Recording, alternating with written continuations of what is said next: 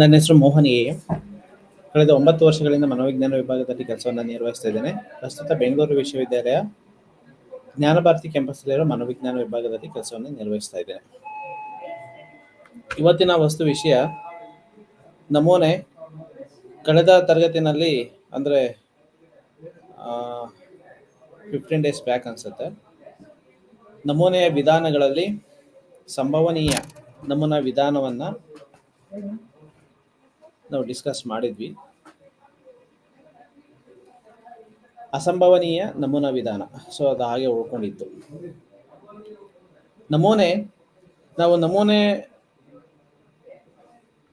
ತೆಗೆದುಕೋಬೇಕು ಅಥವಾ ಎಷ್ಟು ನಮೂನೆಯನ್ನ ನಾವು ತೆಗೆದುಕೋಬೇಕು ಅಂತ ನಿರ್ಧಾರ ಮಾಡಬೇಕು ಅಂತ ಡಿಸೈಡ್ ಮಾಡೋದಕ್ಕೂ ಮುಂಚೆ ಯಾವ ವಿಧಾನವನ್ನು ಅಳವಡಿಸ್ಕೋಬೇಕು, ಸೊ ಇದಕ್ಕೂ ಮುಂಚೆ ಸ್ಟಡಿ ಪಾಪ್ಯುಲೇಷನ್ ಅನ್ನೋದನ್ನು ನಾವು ನಿರ್ಧಾರ ಮಾಡ್ಕೋಬೇಕು. ಸೊ ನಂತರದಲ್ಲೇ ಯಾವ ವಿದ್ಯಾರ್ಥಿಗಳನ್ನು ನಾವು ಸೆಲೆಕ್ಟ್ ಮಾಡ್ಕೋಬೇಕು, ಯಾವ ಸ್ಟಡಿ ಪಾಪ್ಯುಲೇಷನ್ ಅನ್ನ ನಾವು ಅಪ್ರೋಚ್ ಮಾಡಬೇಕು, ಯಾರನ್ನ ಹೇಗೆ ಎಲ್ಲಿ ಯಾವ ಮುಖಾಂತರ ಅಪ್ರೋಚ್ ಮಾಡಬೇಕು ಅನ್ನೋದು ನಮಗೆ ಅರಿವಾಗ್ತಾ ಬರುತ್ತೆ. ಉದಾಹರಣೆಗೆ ಹೇಳ್ಬೇಕು ಅಂತ ಅಂದ್ರೆ, ಎಮೋಷನಲ್ ಇಂಟೆಲಿಜೆನ್ಸ್ ಯಾರು ಡಿಸ್ಟೆನ್ಸ್ ಮೋಡಲ್ಲಿ ಪೋಸ್ಟ್ ಗ್ರಾಜುಯೇಷನ್ ಅನ್ನ ಪರ್ಸ್ಯೂ ಮಾಡ್ಕೊಳ್ತಾ ಇದ್ದಾರೆ, ಅವರ ಎಮೋಷನಲ್ ಇಂಟೆಲಿಜೆನ್ಸ್ ಅನ್ನ ನಾವು ಅಸೆಸ್ ಮಾಡಬೇಕು ಅನ್ನೋದೇ ಆದ್ರೆ, ಸೊ ಎಲ್ಲಿ ಈಗ ಡಿಸ್ಟೆನ್ಸ್ ಮೋಡ್ ಅಂತಂದ್ರೆ, ಅಥವಾ ಇನ್ ಕೇಸ್ ಏನಾದ್ರು particular Indira Gandhi open university ಅಂತಾನೆ ಬಂದಾಗ, ಸೊ ಇಂದಿರಾ ಗಾಂಧಿ ಓಪನ್ ಯೂನಿವರ್ಸಿಟಿನಲ್ಲಿ ಯಾರು PG-ನ ಆಪ್ಟ್ ಮಾಡ್ಕೊಂಡಿದ್ದಾರೆ, ಸೊ ಅದರಲ್ಲಿ ಬೇರೆ ಬೇರೆ ಪ್ಯಾರಾಮೀಟರ್ಸ್ಗಳೆಲ್ಲ ಇದೆ.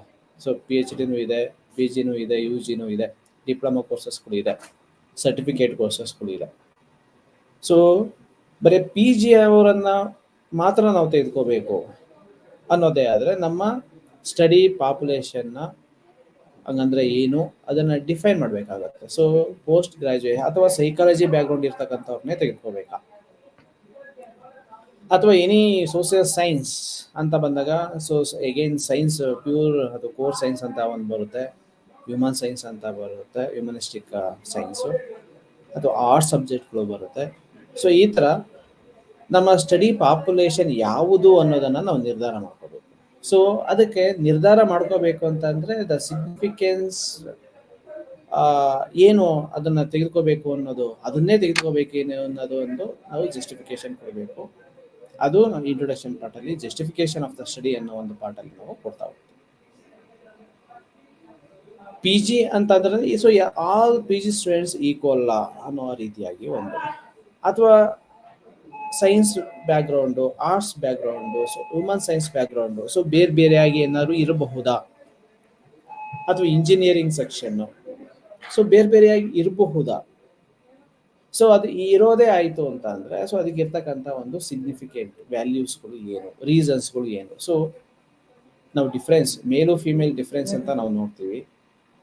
ರೂರಲ್ ಆ್ಯಂಡ್ ಅರ್ಬನ್ ಏರಿಯಾದು ಕೆಲವೊಂದು ವೇರಿಯೇಬಲ್ಸ್ ಆಗಿ ನಾವು ತೆಗೆದುಕೊಂಡಾಗ ಅದ್ರ ಬೇಸ್ ಮೇಲೆ ನಾವು ಅಸೆಸನ್ನು ಮಾಡ್ತೀವಿ. ಸೊ ಇರಬಹುದಾ, ಪ್ರಾಬಬಲ್ ರೀಸನ್ಸ್ ಇರಬಹುದಾ ಸಿಗ್ನಿಫಿಕೆಂಟ್ ಡಿಫ್ರೆನ್ಸಸ್ ಬರಲಿಕ್ಕೆ ರೂರಲ್ ಆ್ಯಂಡ್ ಅರ್ಬನ್ಗೆ ಕಂಪೇರ್ ಮಾಡಿದಾಗ, in terms of advancement, opportunities, in terms of their availability, ಇದ್ರ ಬೇಸ್ ಮೇಲೆ their intelligent level. So all variables ನಾವೇನು ಮೆಜರಬಲ್ ವೇರಿಯೇಬಲ್ ಅಂತ ತೆಗೆದುಕೋಬಹುದು, ಅದೆಲ್ಲ ವೇರಿಯೇಷನ್ಸ್ ಆಗುತ್ತಾ ಅಂತ ನೋಡ್ಬೋದು.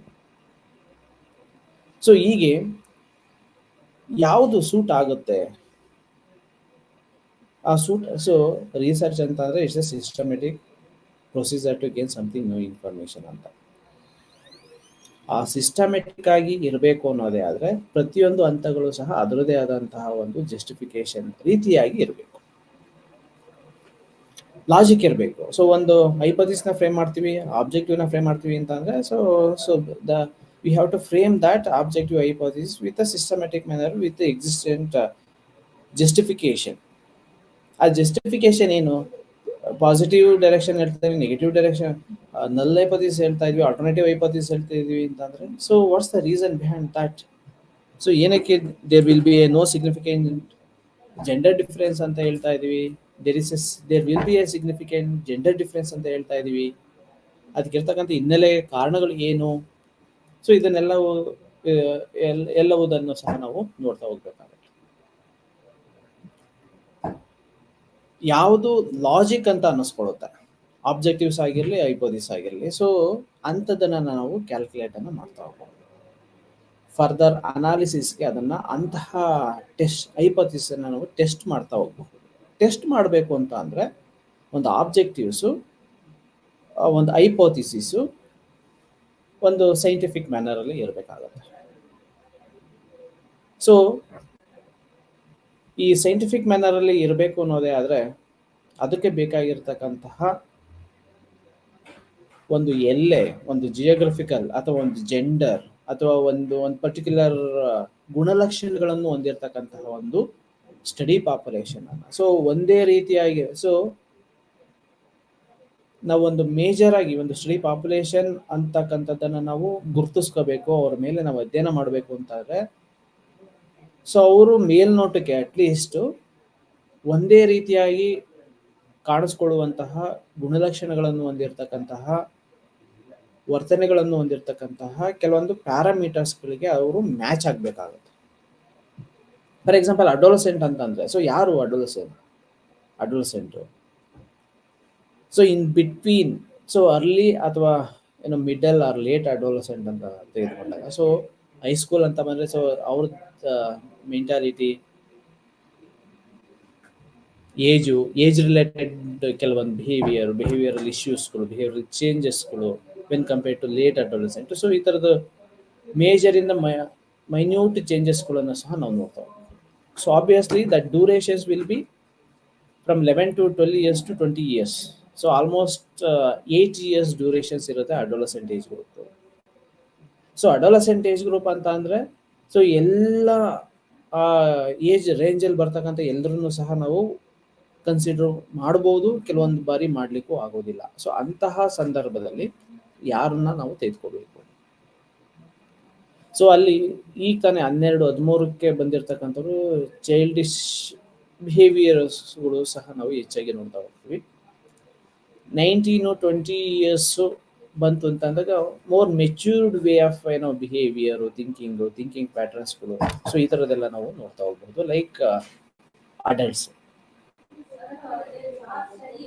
ಸೊ ಅಲ್ಲಿ ಇನ್ ಬಿಟ್ವೀನ್ ಅಲ್ಲಿ ಬರ್ತಕ್ಕಂಥದ್ದು, ಸೊ 16 to 18 years, ಸೊ ಇವರು ಮಿಡಲ್ ಅಡೋಲಸೆಂಟ್ ಅಂತ ಏನು ಕರೆಸ್ಕೊಳ್ತಾರೆ. ಸೊ ಅವರು ಕೆಲವೊಂದು ವಿದ್ಯಾರ್ಥಿಗಳಾಗಿರ್ಬೋದು, ಅಡೋಲಸೆಂಟ್ಗಳಾಗಿರ್ಬೋದು, ಚೈಲ್ಡ್ ರೀತಿಯಾದಂಥ ಗುಣಲಕ್ಷಣಗಳನ್ನು ಸಹ ಹೊಂದಿರ್ತಾರೆ. Some individuals more mature type of characteristics ಅನ್ನು ಸಹ, ಅದು ಬಿಹೇವಿಯರಲ್ ಎಲಿಮೆಂಟ್ಗಳನ್ನು ಸಹ ಅವರು ಹೊಂದಿರೋದನ್ನು ನಾವು ನೋಡ್ತಾ ಹೋಗ್ತೀವಿ. ಸೊ ಪರ್ಟಿಕ್ಯುಲರ್ ಅಂತ ನಾವು ತೆಗೆದುಕೊಂಡಾಗ, ಈಗ ಇನ್ಫ್ಯಾಂಟ್ಸ್ ಅಂತ ಬಂದಾಗ, ಸೊ ಅದು ಕಾಗ್ನಿಟಿವ್ ಡೆವಲಪ್ಮೆಂಟ್ ಅಂತ ನಾವು ತಗೋಬೇಕು, ಕಾಗ್ನಿಟಿವ್ ಮೆಚುರಿಟಿ ಅಂತಕ್ಕಂಥದ್ದನ್ನು ನಾವು ತಗೋಬೇಕು, ಲ್ಯಾಂಗ್ವೇಜ್ ಡೆವಲಪ್ಮೆಂಟನ್ನು ನಾವು ತಗೋಬೇಕು ಇನ್ಫ್ಯಾಂಟ್ಸ್ ಅಲ್ಲಿ. ಸೊ ಫಸ್ಟ್ 2 years ತಗೋಬೇಕಾ, 3 years ತಗೋಬೇಕಾ? So it's very clear that ನಾವು ಈ ಏಜ್ ಗ್ರೂಪ್, ಈ ಏಜ್ ರೇಂಜ್ ಇದೆಯಲ್ಲ, ಸೊ ಅವ್ರದ್ದು ಕಾಗ್ನಿಟಿವ್ ಎಬಿಲಿಟೀಸು ಅಥವಾ ಲ್ಯಾಂಗ್ವೇಜ್ ಡೆವಲಪ್ಮೆಂಟ್ ಅನ್ನು ಮಾತ್ರ ನಾವು ಕನ್ಸಿಡರ್ ಮಾಡ್ಕೊಳ್ತಾ ಇದ್ದೀವಿ. Again, which comes under in terms of category, infants. They are infants. ಅದೇ ರೀತಿಯಾಗಿ the person who fall under the late adolescent ಅಥವಾ early adolescent, middle adolescent, so ಯಾವ age range, for example PUC, SSLC, so ಅವ್ರ mentality, PUC mentality, so lot of ಚೇಂಜಸ್ಗಳು, ಡಿಫರೆನ್ಸಸ್ಗಳು ನಾವು ನೋಡ್ತಾ ಹೋಗ್ಬೋದು. ಸೊ ಅವರ ನಡುವೆ ಇರ್ತಕ್ಕಂತಹ ಒಂದು ಡಿಫರೆನ್ಸಸ್ಗಳನ್ನು ಅಸೆಸ್ಮೆಂಟ್ ಮಾಡುವಂತಹ ಆಬ್ಜೆಕ್ಟಿವ್ಸ್ಗಳನ್ನು ಸಹ ನಾವು ಹೊಂದ್ತಾ ಹೋಗ್ಬೋದು. ಸೊ ಇಲ್ಲಿ ಸ್ಟಡಿ ಪಾಪ್ಯುಲೇಷನ್ಸ್ ನಾವು ಯಾರಿಗೆ ಜನರಲೈಸೇಷನ್ ಮಾಡಲಿಕ್ಕೆ ನಾವು ಆಬ್ಜೆಕ್ಟಿವ್ಸ್ಗಳನ್ನು ಹಾಕೊಂಡಿರ್ತೀವಿ, that will be study populations ಅಂತ. ಸೊ ಅಂತಂದರೆ ನಾವೊಂದು ಲೇಟ್ ಅಡೋಲಸೆಂಟನ್ನು ಕಾನ್ಸಂಟ್ರೇಟ್ ಮಾಡಿಕೊಂಡು, ಅಂದರೆ PUC ನಾವು ತೆಗೆದುಕೊಳ್ಳುವಂಥ ಸ್ಯಾಂಪಲ್ಸ್ ಯಾರಿಗೆ ಸಂಬಂಧಿಸಿದ್ದು ಅಂತಂದರೆ PUC ಕಾಲೇಜಿನವರಿಗೆ.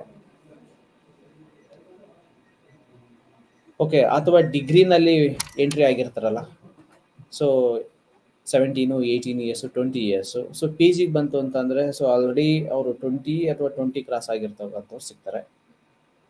ಸೊ ನಾವು ಡಿಗ್ರಿನಲ್ಲಿ ಯಾರು ಓದ್ತಾ ಇರ್ತಾರೆ, ಸೊ ಅವ್ರದ್ದು ಮೆಂಟಾಲಿಟಿ ಅಥವಾ ಅವ್ರದ್ದು ಸೈಕಲಾಜಿಕಲ್ ವೆಲ್ಬೀಯಿಂಗು, ಸೊ ಅವ್ರದ್ದು ಸ್ಟ್ರೆಸ್ ಅಸೆಸ್ ಮಾಡ್ತೀವಿ ಅಂತ ಅನ್ನೋದೇ ಆದರೆ, the question will be different from that age group to 12, 30, 40 years age ಗ್ರೂಪ್ನವರು.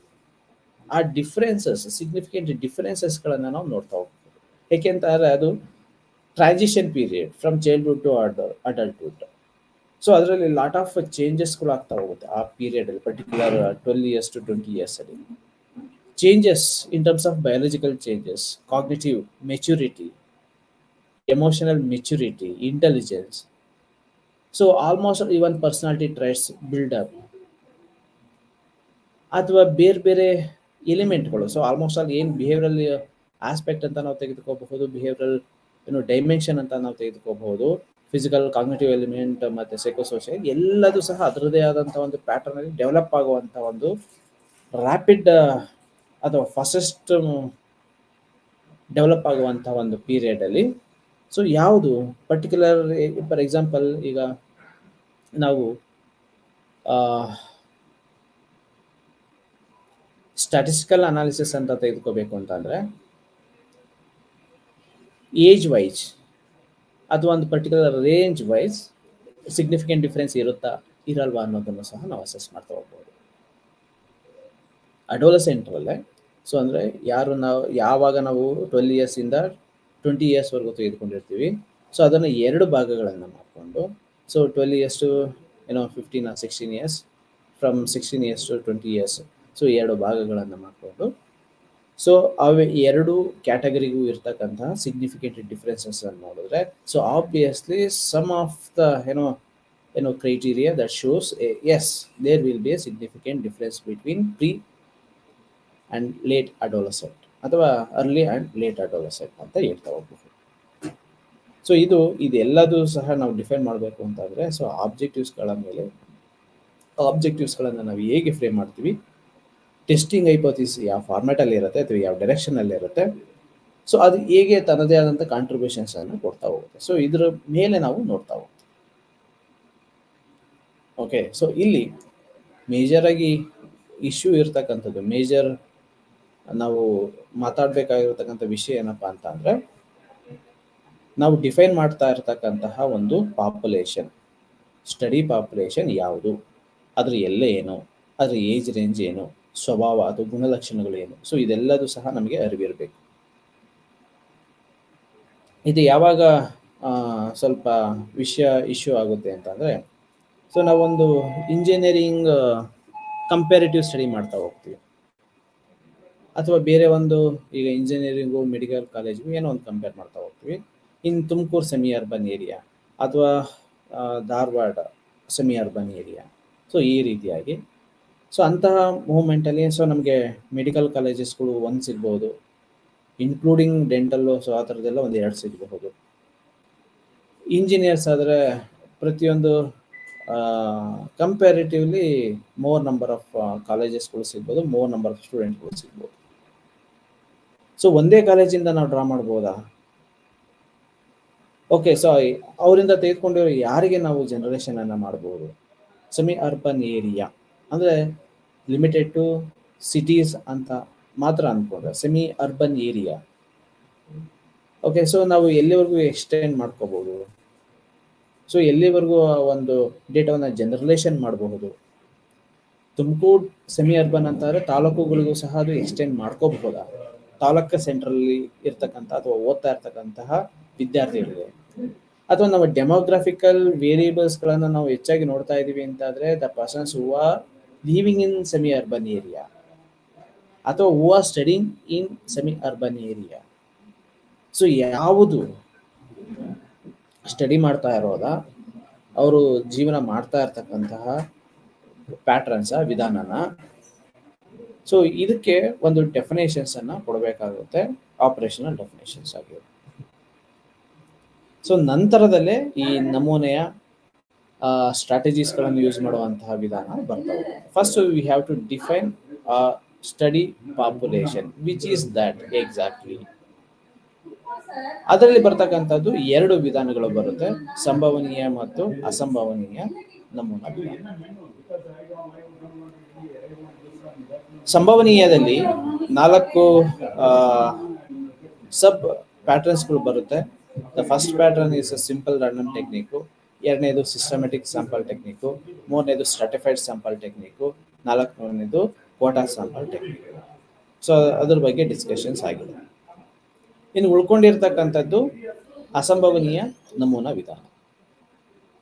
So ಈ ಸಂಭವನೀಯ ಅಸಂಭವನೀಯ ಅನ್ನೋದನ್ನ ನಾವು ಇಲ್ಲಿ ಫಸ್ಟ್ ಈ nature of probability and non probability sample techniques ಅಂತ ನಾವು ಅರ್ಥ ಮಾಡ್ಕೊಳ್ಳೋದೇ ಆದರೆ it's a very simple one. So ಸಂಭವನೀಯ ನಮೂನಾ ವಿಧಾನ, ಸಂಭವನೀಯ ಅಂತ ಅಂದ್ರೆ there is a equal chance to each and every persons who are there in the study as a study population. ಉದಾಹರಣೆಗೆ ಒಂದು ತರಗತಿನಲ್ಲಿ 100 ಮೆಂಬರ್ಸ್ ಇದ್ದಾರೆ ಅಂತ ಅಂದಾಗ, ಸೊ 100 ಮೆಂಬರ್ಸ್ ಅಲ್ಲಿ ನಾವು ಸ್ಯಾಂಪಲ್ ಅದನ್ನೇ ಒಂದು ಪಾಪ್ಯುಲೇಷನ್ ಅಂತ ಅಂದ್ಕೊಂಡಾಗ, ಆ ಪಾಪ್ಯುಲೇಷನ್ ಅಲ್ಲಿ ನಾವು ಸ್ಯಾಂಪಲ್ ಅನ್ನ ನಾವು ಡ್ರಾ ಮಾಡ್ಕೊಳ್ತೀವಿ ಅನ್ನೋದೇ ಆದ್ರೆ, ಸೊ ಅದರಲ್ಲಿ ಒಂದು 100 ಮೆಂಬರ್ಸ್ ಇದ್ದಾರೆ ಅಂತ ಅಂದಾಗ 100 ಮೆಂಬರ್ಸ್ ಅಲ್ಲಿ ಪ್ರತಿಯೊಬ್ಬರಿಗೂ ಈಕ್ವಲ್ ಚಾನ್ಸ್ ಇರುತ್ತೆ B A part of research activities. ಆದರೆ ನಾವು ಎಲ್ಲರನ್ನೂ ನಾವು ಸೆಲೆಕ್ಟ್ ಮಾಡ್ತಾ ಹೋಗೋದಿಲ್ಲ. ಅದರಲ್ಲಿ ಆಯ್ದ ನಮಗೆ ಎಷ್ಟು ಬೇಕು, 10 ನಂಬರ್ಸ, 20 ನಂಬರ್ಸ ಅಥವಾ 50 numbers. So as per our ಏನೋ ಒಂದು ಸ್ಟ್ಯಾಂಡರ್ಡೈಸ್ ಒಂದು ಮೆಥಡ್ ಇರುತ್ತೆ, ಸ್ಟ್ರಾಟಜೀಸ್ ಇರುತ್ತೆ to draw sample from the overall our study population. ಅದನ್ನ ಆಧಾರವಾಗಿ ಇಟ್ಟುಕೊಂಡು ನಾವು ಡ್ರಾ ಮಾಡ್ಕೊಳ್ತೀವಿ ಅನ್ನೋದೇ ಆದರೆ, ಸೊ ಎಷ್ಟು ಇರಬೇಕು ಒಂದು ಸ್ಟಡಿ ಸ್ಯಾಂಪಲ್ ಸೈಜು. ಸೊ ನಂತರದಲ್ಲಿ 100 ಮೆಂಬರ್ಸಿಂದ ಬೇಕಾಗಿರೋದು, ಫಾರ್ ಎಕ್ಸಾಂಪಲ್ 100 ಮೆಂಬರ್ಸ್ ಅಲ್ಲಿ ನಮಗೆ 10 ಮೆಂಬರ್ಸ್ ಬೇಕು ಅಂತಂದ್ರೆ, ಸೊ ರ್ಯಾಂಡಮ್ ಆಗಿ ಪಿಕ್ ಮಾಡ್ತಾ ಹೋಗ್ತೀವಿ. ರ್ಯಾಂಡಮ್ ಆಗಿ ಪಿಕ್ ಮಾಡಬೇಕು ಅಂತ ಸಂದರ್ಭದಲ್ಲಿ ಸೊ ನಮಗೆ ಯಾವುದೇ ಒಂದು ಇಂಟೆನ್ಷನ್ ಇರೋದಿಲ್ಲ, ಬಯಾಸ್ ಇರೋದಿಲ್ಲ. ಸೊ ರ್ಯಾಂಡಮ್ ಆಗಿ ಪಿಕ್ ಆಗುತ್ತೆ. ಅಂತ ಮೂಮೆಂಟ್ ಅಲ್ಲಿ ಸೊ ಎಲ್ರಿಗೂ ಚಾನ್ಸ್ ಇರುತ್ತೆ. Chance will be open for all 100 members, but we pick only 5 members as per the direction of random, as per the procedure of random. So random ಅಂತ ಅಂದರೆ, so ಆ ಮೂಮೆಂಟ್ಗೆ ನಮ್ಗೆ ಯಾರನ್ನ ಚೂಸ್ ಮಾಡ್ಕೋಬೇಕು ಅಂತ ಅನಿಸುತ್ತೆ. So 1 2 3 4 5 okay. ಸೊ ಅಥವಾ random again. So ಆ ರೀತಿಯಾಗಿ ನಾವು ಸೆಲೆಕ್ಟ್ ಮಾಡ್ಕೊಳ್ತಾ ಹೋಗ್ತೀವಿ. ಅದು ಸಿಂಪಲ್ ಒನ್ ಆಗಿರ್ತಕ್ಕಂಥದ್ದು, ಸಿಂಪ್ಲಿಯೆಸ್ಟ್ ಆಗಿ ಅಂತ ಅಂತಕ್ಕಂಥದ್ದು. ಅದರಲ್ಲಿ ಎರಡನೇದು systematic sample technique. Systematic sample techniques ಅಂತ ಅಂದ್ರೆ, ರ್ಯಾಂಡಮ್ ಟೆಕ್ನಿಕ್ ಅಂತ ಅಂದ್ರೆ ರ್ಯಾಂಡಮ್ಮೇ, ಬಟ್ ಅದೊಂಥರ ಸಿಸ್ಟಮೆಟಿಕ್ ಆಗಿರುತ್ತೆ. ಸೊ ಇದರಲ್ಲಿ ಕೆಲವೊಂದು ಡ್ರಾಬ್ಯಾಕ್ಸ್ಗಳು ಬರ್ತಾ ಹೋಗ್ಬೋದು. ಒಂದು ಸೈಡ್ ಮಾತ್ರ ನೀವು ಕನ್ಸಿಡರ್ ಮಾಡ್ಕೊಂಡ್ರಿ, ಅಥವಾ ಮೇಲ್ 100 ಮೆಂಬರ್ಸ್ ಇರ್ತಾರೆ, ಅದರಲ್ಲಿ 50 ಮೆಂಬರ್ಸ್ ಮೇಲ್ ಇರ್ತಾರೆ, 50 ಮೆಂಬರ್ಸ್ ಫಿಮೇಲ್ಸ್ ಇರ್ತಾರೆ. ನಾವು 5 ಜನನ ಮಾತ್ರ ನಾವು ಸೆಲೆಕ್ಟ್ ಮಾಡ್ಕೋಬೇಕು. ಸೊ 5 ಜನ ನಾವು ಸೆಲೆಕ್ಟ್ ಮಾಡ್ಕೊಳ್ತೀವಿ ಅನ್ನೋದೇ ಆದರೆ, ಸೊ ಫಿಮೇಲ್ ಕಡೆಯಿಂದ 3 ತಗೋಬೋದು, ಅಥವಾ ಫಿಮೇಲ್ ಕಡೆಯಿಂದ 2 ತಗೋಬೋದು. ಮೇಲ್ ಕಡೆಯಿಂದ 3 ತಗೋಬೋದು ಅಥವಾ 2 ತಗೋಬೋದು. ಸೊ ಇಲ್ಲಿ ಒಂದು ಸೈಡ್ ಆಗಬಹುದು ಒಂದು ಡೇಟಾ. ಸೊ ನೀವು ಅವರಿಗೆ ಹೆಚ್ಚು ಫೋಕಸ್ ಮಾಡಿದ್ರಿ, ಮೇಲ್ಗೆ ಅಥವಾ ಫೀಮೇಲ್ಗೆ ನೀವು ಹೆಚ್ಚು ಫೋಕಸ್ ಮಾಡಿದ್ರಿ. So these are the might be A probable bias. So ಅದನ್ನು ನಾವು ಹೋಗ್ಲಾಡಿಸ್ಕೋಬೇಕು. ಆ ಒಂದು ಸಮಸ್ಯೆಯೂ ಸಹ ಇರಬಾರ್ದು. ಸ್ಯಾಂಪಲನ್ನು ನಾವು ಚೂಸ್ ಮಾಡ್ಕೊಳ್ಳುವಂಥ ಸಂದರ್ಭದಲ್ಲಿ ಏನಾದೆ ಅಂದರೆ ಸಿಸ್ಟಮ್ಯಾಟಿಕ್ ರ್ಯಾಂಡಮ್ ಸ್ಯಾಂಪಲ್ ಟೆಕ್ನಿಕನ್ನು ನಾವು ಫಾಲೋ ಮಾಡಬೇಕಾಗುತ್ತೆ. ಸೊ ಏನು systematic random technique? For example ನಮಗೆ 10 ಮೆಂಬರ್ಸ್ ಬೇಕು, 100 ಮೆಂಬರ್ಸ್ ಇದ್ದಾರೆ, 10 ಮೆಂಬರ್ಸ್ ಬೇಕು. ಸೊ ಯಾವ ರೀತಿಯಾಗಿ ತೆಗೆದುಕೋಬಹುದು ನಾವು? ಸೊ ಪ್ರತಿಯೊಬ್ಬರಿಗೂ ಒಂದೊಂದು ನಂಬರನ್ನು ಅಸೈನ್ ಮಾಡ್ಕೊಳ್ತಾ ಹೋಗೋದು. From beginning, from 1 to 100. So ನಾವು 5ನೇದು ಅಥವಾ 6ನೇನಾಗಿ ಫಸ್ಟ್ ನಾವು ಏನಾದರೂ ಚೂಸ್ ಮಾಡಿದ್ರೆ, ಅಥವಾ ಫಸ್ಟ್ 10 ನಂಬರ್ಸ್ ಅಲ್ಲಿ ಯಾವುದನ್ನ ನಾವು ಚೂಸ್ ಮಾಡ್ತೀವಿ 1ರಿಂದ 9ನೇ ಸಂಖ್ಯೆನಲ್ಲಿ, ಸೊ ಅದು ನೆಕ್ಸ್ಟ್ ಫಾರ್ ಎಕ್ಸಾಂಪಲ್ 6ಅನ್ನ ನಾವೇನಾರ ಚೂಸ್ ಮಾಡಿದ್ರೆ ನೆಕ್ಸ್ಟ್ 16, 26, 36, 46. ಸೊ ಪ್ರತಿ ಅದೇ ನಂಬರ್ನ ರೆಪ್ರೆಸೆಂಟ್ ಮಾಡುವಂತಹ ಒಂದೊಂದು ನಂಬಿಕೆ ಸಂಖ್ಯೆಗೆ ಯಾವುದು ಅಸೈನ್ ಆಗಿರ್ತಾ ಅಂತಹ ವ್ಯಕ್ತಿಗಳನ್ನ ಚೂಸ್ ಮಾಡ್ತಾ ಹೋಗುವಂಥದ್ದು. ಸೊ ನಾವು ಇಲ್ಲಿ ಚೂಸ್ ಮಾಡುವಂಥದ್ದು 1ರಿಂದ 9 ಏನಿರುತ್ತೆ ಅಂಕಿ ಸಂಖ್ಯೆಗಳು ರ್ಯಾಂಡಮ್ ಆಗಿರುತ್ತೆ, ಏನೋ ವಿತೌಟ್ ಏನೋ ಬಯಾಸ್ ಆಗಿರುತ್ತೆ. ನಂತರದಲ್ಲಿ ಸೊ ಆಸ್ ಪರ್ ಅವರ್ ಏನೋ ಡಿಮ್ಯಾಂಡ್, ಸೊ 10 ಮೆಂಬರ್ಸ್ ಅಂತ ಇದೆ, 10 ರೋ ಬರುತ್ತೆ, 10 ರೋ ಇಂದ ಒಂದೊಂದು ಅಂತ ನಾವು ಸೆಲೆಕ್ಟ್ ಮಾಡ್ಕೊಂಡ್ರೆ ಸೊ ಅದೇ ಸಿಸ್ಟಮ್ಯಾಟಿಕ್ ವೇನಲ್ಲೇ ಇರುತ್ತೆ. ಅಂದರೆ 16, 26, 36, 46, 56 ಇದೆ ಥರ. ಅಥವಾ ನಂಬರ್ 2 ಅನ್ನ ನಾವು ಸೆಲೆಕ್ಟ್ ಮಾಡ್ಕೊಂಡಿದೀವಿ ಅಂದರೆ 22, 32, 42, ಸೊ ಈ ಥರ. ಅಥವಾ ನಾವು 1ಅನ್ನ ಚೂಸ್ ಮಾಡ್ಕೊಂಡಿದೀವಿ ಅಂತ ಅಂದ್ರೆ ಫಸ್ಟ್ ಕ್ಯಾಂಡಿಡೇಟ್ ನಾವು ಚೂಸ್ ಮಾಡ್ಕೊಂಡಿದೀವಿ ಅಂತಂದ್ರೆ ಸೊ ಫಸ್ಟ್ 11, 21, 31, ಸೊ ಈ ತರ ಹೋಗ್ತವೆ. ಸೊ ಇದೊಂದು ಸಿಸ್ಟಮ್ಯಾಟಿಕ್. ಸೊ ಅಲ್ಲಿ ಮೇಲ್ ಬರ್ಬೋದು, ಫಿಮೇಲ್ ಬರ್ಬೋದು, ಅಥವಾ ಎಲ್ಲರೂ ಮ್ಯಾಕ್ಸಿಮಮ್ ಮೇಲೇ ಬರ್ಬೋದು ಅಥವಾ ಮ್ಯಾಕ್ಸಿಮಮ್ ಫಿಮೇಲೇ ಬರ್ಬೋದು. ಓಕೆ, ಬಟ್ ಇಲ್ಲಿ ಯಾವುದೂ ಸಹ ಬಯಾಸ್ ಆಗಿರೋದಿಲ್ಲ. ಅಥವಾ ಮೇಲು ಫಿಮೇಲ್ಸ್ ಸೊ ಎಲ್ಲರನ್ನೂ ಸಹ ಒಂದು ಮಿಕ್ಸಪ್ ಮಾಡಿ ನಾವು ಅಸೈನ್ ಮಾಡಬೇಕು ನಂಬರ್ ಅಂತ ಅಂದಾಗ ಸೊ ರ್ಯಾಂಡಮ್ ಅಲ್ಲಿ ಮಿಕ್ಸಪ್ ಮಾಡಿ ಸೊ ಅವರಿಗೊಂದು ಸಂಖ್ಯೆಗಳನ್ನು ಕೊಟ್ಟು ಆ ಸಂಖ್ಯೆ ಆಧಾರದ ಮೇಲೆ ಕೊಡ್ಕೊಳ್ತಾ ಹೋಗುವಂಥದ್ದು ಅಥವಾ ಚೂಸ್ ಮಾಡ್ಕೊಳ್ತಾ ಹೋಗುವಂಥದ್ದು ಅಥವಾ ನಂಬರನ್ನು ಅಸೈನ್ ಮಾಡ್ಕೊಳ್ತಾ ಹೋಗುವಂಥದ್ದು. ಸೊ ಅದ್ರ ಮುಖಾಂತರ ನಮ್ಗೆ ಎಷ್ಟು ಬೇಕು, 100 ಮೆಂಬರ್ಸ್ಗೆ ನಮಗೆ ಒಂದು 10 ಬೇಕು ಅಥವಾ ಒಂದು 15 ಬೇಕು, 20 ಬೇಕು ಅಂತಂದ್ರೆ, ಅಥವಾ ಒಂದು 50% ಬೇಕು, ಸೊ ಅಥವಾ ಈವನ್ ನಂಬರ್ಸ್ ಅನ್ನ ತೆಗೆದುಕೋಬಹುದು, ಆಡ್ ನಂಬರ್ಸ್ ಅನ್ನು ತೆಗೆದುಕೋಬಹುದು. ಓಕೆ, ಸೊ ಈ ತರ ಅದರದೇ ಆದಂತಹ ಒಂದು ಡ್ರಾಬ್ಯಾಕ್ಸ್ಗಳನ್ನ, ಒಂದು ವಿಧಾನದ ಡ್ರಾಬ್ಯಾಕ್ಸ್ಗಳನ್ನ ನಾವು ಎಲಿಮಿನೇಟ್ ಮಾಡಬೇಕು, ಅಥವಾ ಅದನ್ನು ಮರೆಮಾಚಬೇಕು, ಅಥವಾ ಅದರಿಂದ ಓವರ್ಕಮ್ ಮಾಡ್ಕೊಂಡು ಒಂದು ರೈಟ್ ಸ್ಯಾಂಪಲ್ ಅನ್ನ ನಾವು ಚೂಸ್ ಮಾಡ್ಕೋಬೇಕು ಅಂತ ಅಂದ್ರೆ ಸೊ ಒಂದೊಂದಾಗಿ ಒಂದೊಂದು ವಿಧಾನಗಳು ಹುಡ್ಕೊಳ್ತಾ ಹೋಗಿದೆ. ಸೊ ಅದೇ ತರ ಸ್ಟ್ರಾಟಿಫೈಡ್ ಸ್ಯಾಂಪಲ್ ಮತ್ತೆ ಕೋಟಾ ಸ್ಯಾಂಪ್ಲಿಂಗು ಸಂಭವನೀಯ ವಿಧಾನದಲ್ಲಿ ಬಂದಿರತಕ್ಕಂಥ ಅಥವಾ ಬರಬಹುದಾಗಿರ್ತಕ್ಕಂತಹ ನಮೂನಾ ವಿಧಾನಗಳು. ಸೊ ಅಸಂಭವನೀಯ ನಮೂನಾ ವಿಧಾನ. ಸೊ ಅಸಂಭವನೀಯ ನಮೂನಾ ವಿಧಾನ ಅಂತಂದ್ರೆ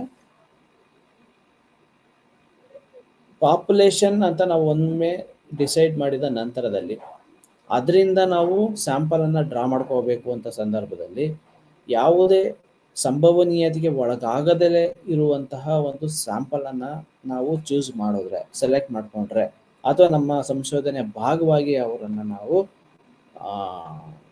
ಡೇಟಾ ಕಲೆಕ್ಷನ್ ಮಾಡುವಂಥ ಪ್ರೊಸೆಸ್ಗೆ ನಾವು ಅವರನ್ನ ತೊಡಗಿಸ್ಕೊಂಡಿದ್ದೇ ಆದಲ್ಲಿ ಅದನ್ನ ನಮ್ಮ ಅಸಂಭವನೀಯ ನಮೂನಾ ವಿಧಾನಗಳು ಅಂತ ಕರೀತಾ ಹೋಗ್ತಾರೆ. ಉದಾಹರಣೆಗೆ ಹೇಳ್ಬೇಕು ಅಂತ ಅಂದ್ರೆ, ಓಕೆ, ಇಂದಿರಾ ಗಾಂಧಿ ಓಪನ್ ಯೂನಿವರ್ಸಿಟಿನಲ್ಲಿ PG ನಲ್ಲಿ ಓದ್ತಾ ಇರ್ತಕ್ಕಂಥ ವಿದ್ಯಾರ್ಥಿಗಳ ಎಮೋಷನಲ್ ಮೆಚುರಿಟಿಯನ್ನ ಅಸೆಸ್ ಮಾಡುವಂಥ ಸಂದರ್ಭ ಥ್ರೂಔಟ್ ದ ಇಂಡಿಯಾ ಅಂತ ಅನ್ಕೋಬಹುದು. ಒಂದಷ್ಟು lakhs peoples they are studying PG across the country. ನಾವು ಎಲ್ಲರೂ ಎಷ್ಟು ಜನ ಓದ್ತಾ ಇದ್ದಾರೆ, ಯಾರು ಎಲ್ಲೆಲ್ಲಿದ್ದಾರೆ, ಆ ಡೇಟಾ ಎಲ್ಲಿ ಸಿಗುತ್ತೆ, ಎಲ್ಲದೂ ಕಲೆಕ್ಟ್ ಮಾಡಿಕೊಂಡು ಅದನ್ನ ಸಿಸ್ಟಮೆಟಿಕ್ ಆಗಿ ನಾವು ಅರೇಂಜ್ ಮಾಡಿಕೊಂಡು ಡೇಟಾವನ್ನ ಕಲೆಕ್ಟ್ ಮಾಡ್ಕೊಳ್ಳೋದಿಲ್ಲ. ಸಾಮಾನ್ಯವಾಗಿ ನಾವು ಹೇಗೆ ಮಾಡ್ತೀವಿ, ಸೊ ಯಾರು ಒಂದೊಂದು ಸ್ಟಡಿ ಸೆಂಟ್ರಿಗೆ ಹೋಗಿ ಅಥವಾ ಒಂದು ರೀಜನಲ್ ಸೆಂಟ್ರಿಗೆ ಹೋಗಿ ಸೊ ಯಾರು PG ಮಾಡ್ತಾ ಇರಬಹುದು, ಸೊ ಯಾರು ಆ ಟೈಮ್ಗೆ ಅವೈಲಬಿಲಿಟಿ ಇರಬಹುದು, ಅಥವಾ ಅದೊಂದು over phone R through mobile R through ಏನೋ ಮೇಲ್ ಮುಖಾಂತರ ನಾವೇನಾದರೂ ಅವ್ರನ್ನ ಮೀಟ್ ಮಾಡಿ ಸೊ ಯಾರೆಲ್ಲ ಡೇಟಾವನ್ನ ಕಲೆಕ್ಟ್ ಮಾಡ್ಕೊಳ್ತಾರೆ, ಯಾರೆಲ್ಲ ಕನ್ಸೆಂಟ್ಗೆ ಸಿಗ್ನೇಚರ್ ಮಾಡಿ ಕೊಡ್ತಾ ಹೋಗ್ತಾರೆ, ಡೇಟಾವನ್ನ ಫಿಲ್ ಮಾಡ್ತಾ ಹೋಗ್ತಾರೆ, so there will be a part of our research activities. ಅಂತಹ ವಿಧಾನಗಳು ಹೆಚ್ಚಾಗಿ ನಡೀತಾ ಹೋಗುತ್ತೆ.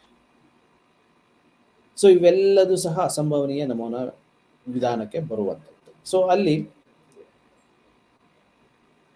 ಫಾರ್ ಎಕ್ಸಾಂಪಲ್ ಒಬ್ಬ ವ್ಯಕ್ತಿ ಬೆಂಗಳೂರಿನಲ್ಲಿ ಇರ್ತಾನೆ,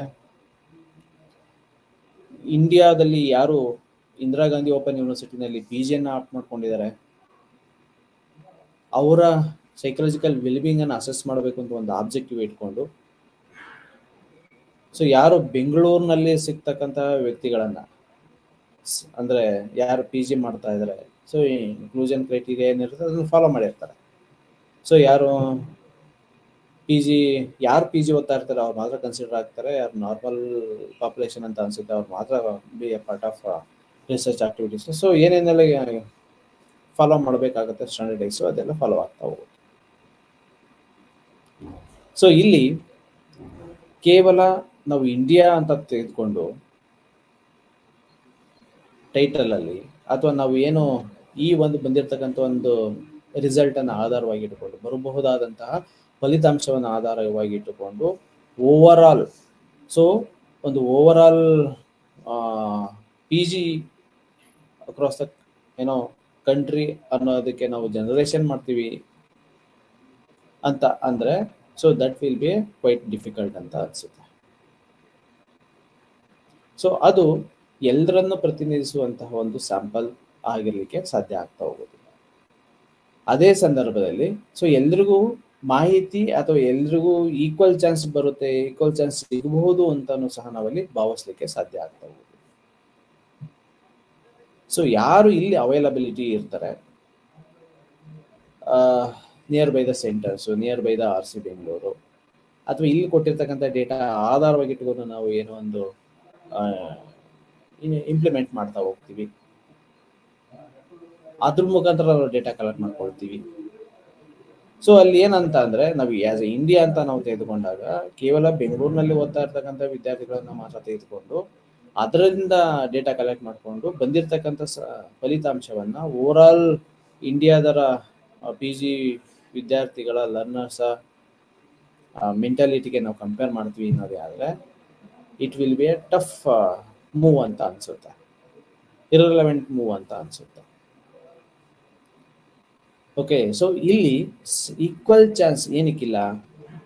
ಸೊ ಎಷ್ಟೋ ಜನಕ್ಕೆ ನಾವು ಏನು ಮಾಡ್ತಾ ಇದ್ವಿ, ಓಕೆ ಒಂದು ಕ್ಲಾಸ್ ರೂಮಲ್ಲಿ 100 ಮೆಂಬರ್ಸ್ ಇದ್ದಾವೆ, ಎಲ್ರಿಗೂ ಒಂದ್ಸಲ ಇನ್ಸ್ಟ್ರಕ್ಷನ್ಸ್ ಕೊಡ್ತಾ ಇದ್ದೀವಿ, ಎಲ್ರೂ ಅಟೆನ್ಷನ್ ಇದೆ, ನಾವು ಹೇಳೋದನ್ನ ಕೇಳಿಸ್ಕೊಳ್ತಾ ಇದ್ದಾರೆ, ಅದ್ರ ಮೇಲೆ ಡೇಟಾ ಯಾರು ಅಪ್ರೂವ್ ಕೊಡ್ತಾರೆ, ಅಗ್ರಿ ಮಾಡ್ತಾರೆ, B A part of research activities ಅಂದರೆ ಕನ್ಸೆಂಟ್ ಯಾರು ಕೊಡ್ತಾರೆ ಅವ್ರನ್ನ ನಾವು ತಿಳ್ಕೊಳ್ತೀವಿ, ಇಟ್ಸ್ ಓಕೆ. ಸೊ ಯಾರಿಗೂ ಗೊತ್ತಿಲ್ಲ ಇಲ್ಲಿ ನಡೀತಾ ಇರೋದು ಏನಾಗ್ತಾ ಇದೆ ಅಂತ. ಸೊ ಯಾರೋ ಬಂದು ಡೇಟಾ ಕಲೆಕ್ಟ್ ಮಾಡ್ಕೊಂಡು ಹೋದ್ರು, ಏನು ಉದ್ದೇಶ ಸೊ ಏನೂ ಗೊತ್ತಿಲ್ಲ. ಒಂದು ಕ್ಲಾಸ್ ರೂಮಲ್ಲಿ ಯಾರೋ ಅವ್ರಿಗೆ ಅವ್ರ ಪಾಡಿಗೆ ಅವರು ಅಸೈನ್ಮೆಂಟ್ ಅನ್ನ ಮಾಡ್ತಾ ಇದ್ದಾರೆ, ಇನ್ನು ಕೆಲವರು ಯಾರೋ ಒಂದು ಅಷ್ಟು ಜನ ಫ್ರೀ ಇದ್ದಾರೆ, ಒಂದು 4-5 ಜನ ಅವ್ರ ಕಡೆಯಿಂದ ಡೇಟಾ ಕಲೆಕ್ಟ್ ಮಾಡ್ಕೊಂಡು ಹೋದ್ರು. ಸೊ ಅವ್ರಿಗೆ ಗೊತ್ತೇ ಇಲ್ಲ ಏನಾಗಿದೆ ಅಂತ. ಸೊ ಅದು ಒಂದು ತರಗತಿನಲ್ಲಿ 100 ಮೆಂಬರ್ಸ್ ಇದ್ದಾರೆ ಅಂತ ಅಂದ್ರೆ ಅಲ್ಲಿ ಯಾರು ಫಸ್ಟ್ ಬಂದು 4-5 ಜನಕ್ಕೆ ಏನು ಇನ್ಸ್ಟ್ರಕ್ಷನ್ಸ್ ಕೊಟ್ಟರು ಅವರು ಅಗ್ರಿ ಮಾಡಿಕೊಂಡು ಡೇಟಾ ಕಲೆಕ್ಟ್ ಮಾಡ್ಕೊಂಡು ಹೋದ್ರು. ಸೊ ಮಿಕ್ಕವರಿಗೆ ಗೊತ್ತೇ ಇಲ್ಲ ಏನಾಗ್ತಿದೆ ಇಲ್ಲಿ ಅಂತ. ಹೇಗೆ ಅವರು ಈ ಪಾರ್ಟ್ ಆಫ್ ಸ್ಯಾಂಪಲ್ ಡ್ರಾ ಮಾಡ್ಕೊಳ್ಳುವಂಥ ಒಂದು ಪ್ರಕ್ರಿಯೆಗೆ ಅವ್ರು ಇಲ್ವೇ ಇಲ್ಲ ಅಂತ ಬಂದಾಗ ಅಲ್ಲಿ equal chance to all of them ಅಂತ ಆಪ್ಷನ್ನೇ ಬರೋದಿಲ್ಲ. ಸೊ ಅಂತಹ ಪ್ರಕ್ರಿಯೆಯಲ್ಲಿ ಸೆಲೆಕ್ಟ್ ಮಾಡ್ಕೊಂಡಿರ್ತಕ್ಕಂತಹ ಒಂದು ನಮೂನೆಯನ್ನ, ಸ್ಯಾಂಪಲ್ ಅನ್ನ ಅಸಂಭವನೀಯ ನಮೂನಾ ವಿಧಾನಗಳು ಅಂತ ಕರೀತಾರೆ. ಆದರೆ ಕಂಪ್ಲೀಟ್ ಆಗಿ ಇದು ಬಯಾಸ್ ಅನ್ನೋದಕ್ಕಿಂತ ಇನ್ಫಾರ್ಮೇಶನ್ ಎಲ್ರಿಗೂ ಸಮವಾಗಿ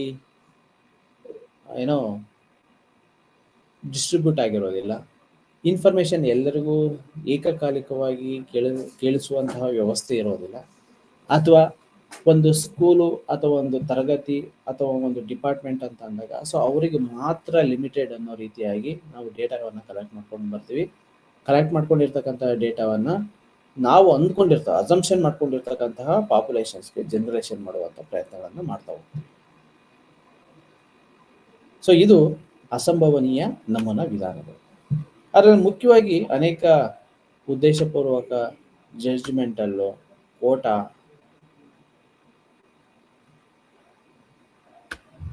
ಡಬ್ಲಿಂಗು, ಸ್ನೋಬಾಲು, ಸೀಕ್ವೆನ್ಷಿಯಲ್ಲು, ಕನ್ವೀನಿಯನ್ಸು, ಸೆಲ್ಫ್ ಸೆಲೆಕ್ಟೆಡ್, ಇನ್ಸಿಡೆಂಟಲ್ಲು. ಸೊ ಇಷ್ಟು ವಿಧಾನಗಳು ಬರುತ್ತೆ. ಸೊ ಉದ್ದೇಶಪೂರ್ವಕ ನಮೂನೆ ಪರ್ಪಸಿವ್ ಸ್ಯಾಂಪ್ಲಿಂಗ್ ಮೆಥಡ್ ಅಂತಾನು ಕರೀತಾರೆ, ವಿಚ್ ಇಸ್ ಮೋಸ್ಟ್. ನಾವು ಮ್ಯಾಕ್ಸಿಮಮ್ ನಾನ್ ಪ್ರಾಬಬಿಲಿಟಿ ಸ್ಯಾಂಪಲ್ ಟೆಕ್ನಿಕಲ್ಲಿ ಹೆಚ್ಚಿನದಾಗಿ ಈ ಪರ್ಪಸಿವ್ ಅಥವಾ ಕನ್ವೀನಿಯನ್ಸ್ ಸ್ಯಾಂಪಲ್ ಮೆಥಡ್ ಅನ್ನೇ ಜಾಸ್ತಿ ಯೂಸ್ ಮಾಡ್ಕೊಳ್ತಾ ಹೋಗ್ತಾರೆ. ಉದ್ದೇಶಪೂರ್ವಕ ನಮೂನೆ ಆಯ್ಕೆಯಲ್ಲಿ ಸೊ ಯಾವುದೇ ಒಂದು ಉದ್ದೇಶನ ಸಾಧನೆಗೆ ಬೇಕಾಗಿರತಕ್ಕಂಥ ನಮೂನೆಯನ್ನು ಮೊದಲೇ ನಿರ್ಧರಿಸಿಕೊಂಡು ಅದೇ ನಮೂನೆಯನ್ನು ಸಂಶೋಧನೆಯ ಉದ್ದೇಶನೆಗೆ ಸಾಧನೆಗೆ ತೆಗೆದುಕೊಳ್ಳುವ ವಿಧಾನವನ್ನ ಉದ್ದೇಶಪೂರ್ವಕ ಆಯ್ಕೆಯ ನಮೂನೆ ಎಂದು ಕರೀತಾರೆ. ನಾವು ಒಂದು ಯೂನಿವರ್ಸಿಟಿ ಅಂತ ಅನ್ಕೊಂಡಿರ್ತೀವಿ, ಯಾವುದೋ ಒಂದು ಡಿಪಾರ್ಟ್ಮೆಂಟ್ ಅಲ್ಲಿ ಯಾವುದೋ ಒಂದು ತರಗತಿನಲ್ಲಿ ಇರ್ತಕ್ಕಂಥ ವಿದ್ಯಾರ್ಥಿಗಳಿಂದ ಡೇಟಾವನ್ನ ಕಲೆಕ್ಟ್ ಮಾಡಿಕೊಂಡು ಅವರಲ್ಲಿ ಬಂದಿರತಕ್ಕಂಥ ದತ್ತಾಂಶವನ್ನ ಇಂಟರ್ಪ್ರಿಟೇಷನ್ ಮಾಡಿ ಡಿಸ್ಕಷನ್ ಮಾಡಿ ಬೇಸ್ಡ್ ಆನ್ ದಟ್ ರಿಸಲ್ಟ್ ನಾವು ಓಲ್ ಯೂನಿವರ್ಸಿಟಿ ಅಂತ ನಾವು ಅನ್ಕೊಂತೀವಲ್ಲ, ಅದು ರಿಸರ್ಚ್ ಆಕ್ಟಿವಿಟೀಸ್. ಬಟ್ ಚೂಸ್ ಮಾಡ್ಕೊಳ್ಳುವಂಥದ್ದು ನಮಗೆ ಬೇಕಾಗಿರ್ತಕ್ಕಂಥ ಯಾವುದೋ ಒಂದು ತರಗತಿನಲ್ಲಿ ಸಿಗುವ ನಮ್ಮ ಉದ್ದೇಶ ಸಾಧನೆಗಾಗಿ ಸಿಕ್ಕ ಇರ್ತಕ್ಕಂಥ ಒಂದು ಪಾಪ್ಯುಲೇಷನ್ಸ್ ಇರುತ್ತೆ. ಅದು ಯಾವುದೋ ರ್ಯಾಂಡಮ್ ಆಗಿ ನಾವು ಸೆಲೆಕ್ಟ್ ಮಾಡ್ಕೊಂಡಿರೋದ್ರಲ್ಲಿ ಯಾರು ಸೊ ನಾರ್ಮಲ್ ಆಗಿ ಏನ್ ಮಾಡ್ತೀವಿ, ಒಂದು ಬೇರೆ ತರಗತಿ ಅಂತ ಇಟ್ಕೊಳ್ಳೋಣ, ಅಥವಾ ಬೇರೆ ಒಂದು ಹಾಸ್ಪಿಟ್ಲಿಗೆ ಹೋಗಿದ್ದೀವಿ. ಸೊ ಈ ತರದ್ದು ನಿಮ್ಮ ಸ್ಟೂಡೆಂಟ್ ಕಡೆಯಿಂದ ಪೇಷಂಟ್ ಕಡೆಯಿಂದ ಡೇಟಾ ಕಲೆಕ್ಟ್ ಮಾಡ್ಕೋಬಹುದಾ ಅಂತ ಒಂದು ಇನ್ಸ್ಟಿಟ್ಯೂಷನ್ ಕಡೆಯಿಂದ ಒಂದು ಪರ್ಮಿಷನ್ ತೆಗೆದುಕೊಳ್ತೀವಿ. ಪರ್ಮಿಷನ್ ತೆಗೆದುಕೊಂಡು ಆಯ್ತು ನೀವು ಹೋಗಿ ಕ್ಲಾಸಸ್ಗಳು ತುಂಬಾ ನಡೀತಾ ಇದ್ದಾವೆ, ನಿಮ್ಗೆ ಯಾರು ಅಪ್ರೋಚ್ ಮಾಡ್ಕೊಂಡು ತಗೊಳ್ಳಿ ಅಂತ ಹೇಳ್ತಾರೆ ಪ್ರಿನ್ಸಿಪಲ್. ಒಂದು ತರಗತಿಗೆ ಹೋಗ್ತೀವಿ, ಸೊ ನಮಗೊಂದು 100 ಮೆಂಬರ್ಸ್ ಬೇಕಾಗಿರುತ್ತೆ, ಒಂದು ತರಗತಿನಲ್ಲಿ 100 ಇರ್ತಾರೆ. ಸೊ ಅಷ್ಟು ಜನಕ್ಕೆ ಡೇಟಾ ಕೊಟ್ಬಿಡ್ತೀವಿ. ಸೊ ಎಲ್ಲರೂ they are ready to fill the form questions ಅನ್ನ. ಸೊ ಅಷ್ಟು ಜನರಿಂದ ಕಲೆಕ್ಟ್ ಮಾಡ್ಕೊಳ್ತೀವಿ. ಸೊ ನಮಗೆ ಉದ್ದೇಶ ಆಗೋಯ್ತು, 100 ಮೆಂಬರ್ಸ್ ಬೇಕಾಗಿತ್ತು, 100 ಮೆಂಬರ್ಸ್ ಸಿಕ್ಕಿದ್ರು. ಓಕೆ, ಒಂದು ತರಗತಿನಲ್ಲಿ ಒಂದು ಶಾಲೆನಲ್ಲಿ 1000s ಇದ್ದಾರೆ, ಬಟ್ ಅಷ್ಟು ನಾವು ಅಪ್ರೋಚ್ ಮಾಡಿಲ್ಲ, ಒಂದು ತರಗತಿಯನ್ನ ಮಾತ್ರ ಅಪ್ರೋಚ್ ಮಾಡಿದ್ವಿ, ಅದರಲ್ಲೇ ನಮಗೆ ಬೇಕಾಗಿರುವಂತಹ ಡೇಟಾ ಸಿಕ್ಬಿಡ್ತು. ಸೊ ಆ ಒಂದು ಡೇಟಾವನ್ನು ಇಟ್ಕೊಂಡು ಓಲ್ ಪಾಪ್ಯುಲೇಷನ್ ಸ್ಟಡಿ ಪಾಪ್ಯುಲೇಷನ್ಗೆ ನಾವು ಜನರೇಷನ್ ಮಾಡಕ್ ಹೊರಟಿದೀವಿ. ಸೊ ಅಫ್ಕೋರ್ಸ್ ಕೆಲವೊಂದು ಬಾರಿ ಯಾವಾಗ ನಾವು ತೆಗೆದುಕೊಂಡಿರ್ತಕ್ಕಂಥ ನಮೂನೆ ಓಲ್ ಪಾಪ್ಯುಲೇಷನ್ ರೆಪ್ರೆಸೆಂಟ್ ಮಾಡ್ತಾ ಇಲ್ಲ ಅಂತ ನಮಗೆ ಫೀಲ್ ಆಗುತ್ತೆ. ಕೆಲವೊಂದು ಬಾರಿ ಓಕೆ, ಸೊ ಏನಕ್ಕೆ ಬರ್ತಾ ಇಲ್ಲ, ನಾನು ಏನೋ ಡಲ್ ಇರ್ತಕ್ಕಂಥ ತರಗತಿಯನ್ನ ಚೂಸ್ ಮಾಡ್ಕೊಂಡೇನೋ, ಆರ್ಟ್ಸ್ ಅಥವಾ ಸೈನ್ಸ್ ಅಥವಾ ಏನೋ ಆ ಮೂಮೆಂಟಲ್ಲಿ ಎಕ್ಸಾಮ್ ಇತ್ತೇನೋ ನಾವು ತೆಗೆದುಕೊಂಡಂಥ ತರಗತಿ, ಆ ಮೂಮೆಂಟಲ್ಲಿ ಏನೋ ಈವೆಂಟ್ಗಳನ್ನು ಆಡಿಸಿದ್ರೇನೋ, ಏನಕ್ಕೋ ಟಯರ್ಡ್ ಆಗಿದ್ರೇನೋ, ಮೆಂಟಲಿ ಎಕ್ಸಾಸ್ಟ್ ಆಗಿದ್ರೇನೋ. Okay, that moment is not the right time to conduct research activities ಅಂತ ಅನ್ನಿಸ್ಬಹುದು ಕೆಲವೊಂದು ಬಾರಿ. So it's a process, it's a scientific process. So scientific process ಅಂತ ತೆಗೆದುಕೊಂಡಾಗ ಆ ಪ್ರೋಸೆಸ್ಸಲ್ಲೇ ನಾವು ಡೇಟಾವನ್ನು ತೆಗೆದುಕೋಬೇಕಾಗುತ್ತೆ. ಪ್ರೋಸೆಸ್ಗೆ ಒಳಗು ಮಾಡಿ ಡೇಟಾವನ್ನು ಕಲೆಕ್ಟ್ ಮಾಡ್ಕೋಬೇಕಾಗುತ್ತೆ. ಸೊ ಇಲ್ಲಿ ನಮ್ಮ ಉದ್ದೇಶ ಸಾಧನೆಗಾಗಿ ಏನು ಡೇಟಾ ಕಲೆಕ್ಟ್ ಮಾಡ್ಕೊಳ್ತೇವೆ ಅದರಿಂದ ಬಂದಿರತಕ್ಕಂಥ ಡೇಟಾವನ್ನು ಜನರೇಷನ್ ಮಾಡುವಂಥದ್ದು ಸ್ವಲ್ಪ ಕ್ವೈಟ್ ಡಿಫಿಕಲ್ಟ್ ಅಂತ ಅನ್ನಿಸ್ಬೋದು. But some time maximum especially in educational research activities ಇದೇ ಥರಕ್ಕೆ ಆಗ್ತಾ ಹೋಗುತ್ತೆ. ಯಾರು ಸಹ ಪ್ರಾಬಲ್ ಸ್ಯಾಂಪಲ್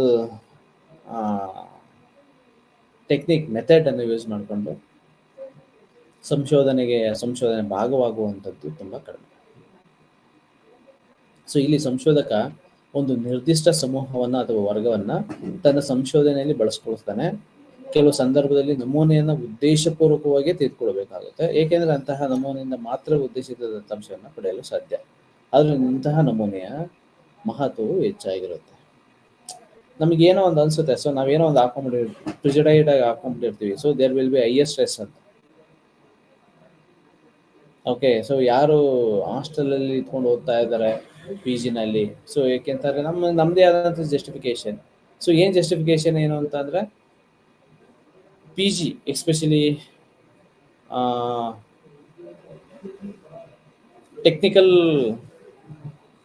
ಇಂಜಿನಿಯರಿಂಗ್ ಅಂತ ಅನ್ಕೊಳ್ಳೋದು, ಅಲ್ಲಿ ಓದ್ತಾ ಇರ್ತಕ್ಕಂಥ ವಿದ್ಯಾರ್ಥಿಗಳು ಅಥವಾ ಮೆಡಿಕಲ್ ಕಾಲೇಜಲ್ಲಿ ಓದ್ತಾ ಇರ್ತಕ್ಕಂಥ ವಿದ್ಯಾರ್ಥಿಗಳು ಹೆಚ್ಚಿನ ಸ್ಟ್ರೆಸ್ ಅನ್ನು ಹೊಂದಿರ್ತಾರೆ. ಕಾರಣ ಏನು? ಸೊ ಮೆಡಿಕಲ್ ಕಾಲೇಜ್ಗಳು ರೇರ್ ಆಗಿರುತ್ತೆ. ಸೊ ಎಲ್ಲರೂ ಸಹ ಅದೇ ಸಿಟಿಯಿಂದ ಅಂದರೆ ಕಮ್ಯೂಟಬಲ್ ದೂರ ಡಿಸ್ಟೆನ್ಸ್ ಇಂದ ಬಂದಿರತಕ್ಕಂಥವ್ರು ಆಗಿರೋದಿಲ್ಲ. ಸೊ ಎಲ್ಲೆಲ್ಲೋ ದೂರದಿಂದ ಬಂದಿರ್ತಾರೆ. ದೂರದಿಂದ ಬಂದಿದ್ದಾರೆ ಅಂತಂದ್ರೆ ಆಬ್ವಿಯಸ್ಲಿ ಇದೆ stay in hostels, P Gs, so ಈ ಥರದ್ದು ದೂರದಲ್ಲಿ ಅಥವಾ ಫ್ಯಾಮಿಲಿಯಿಂದ ಅವೇ ಇರ್ತಾರೆ, ದೂರ ಇರ್ತಾರೆ. ಸೊ ಅವರಲ್ಲಿ ಹೆಚ್ಚಿನ ಸ್ಟ್ರೆಸ್ ಇರುತ್ತೆ ಅನ್ನೋ ಒಂದು assumption along with academic stress. So ಸರಿಯಾದ ಊಟ ಪ್ರಿಪ್ರೇಷನ್ಸ್ ಇರಬಹುದು, ಸೊ ಎಲ್ಲದನ್ನು ಮ್ಯಾನೇಜ್ ಮಾಡ್ಕೊಳೋದ್ರಿಂದ ಇರಬಹುದು, ಸೆಲ್ಫ್ ಮ್ಯಾನೇಜ್ಮೆಂಟ್ ಇಂದ ಇರಬಹುದು. ಸೊ ಎಲ್ಲದೂ ಸಹ ಇಂಡಿಪೆಂಡೆಂಟ್ ಆಗಿರೋದ್ರಿಂದ ಅಲಾಂಗ್ ವಿತ್ ರಿಸರ್ಚ್ ಆರ್ ಏನೋ academic activities it could be A burden for them ಅನ್ನೋ ರೀತಿಯಾಗಿ. So that is also one of the factor for having more academic stress.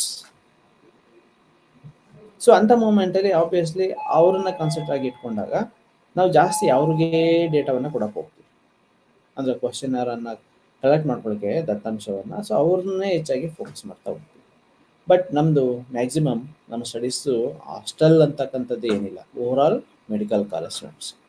So ಏನಕ್ಕೆ ಅಂತಾರೆ, ನಮಗೆ ಬೇಕಲ್ಲ ಎಕ್ಸ್ಟ್ರೀಮ್ಲಿ ಹೈ ಇರುತ್ತೆ ಸ್ಟ್ರೆಸ್ಸು ಅಥವಾ ಜಾಸ್ತಿ ಇರುತ್ತೆ ಸ್ಟ್ರೆಸ್ ಅನ್ನೋ ಒಂದು ಡೇಟಾ ನಮಗೆ ಬೇಕಾಗಿರುತ್ತಲ್ಲ.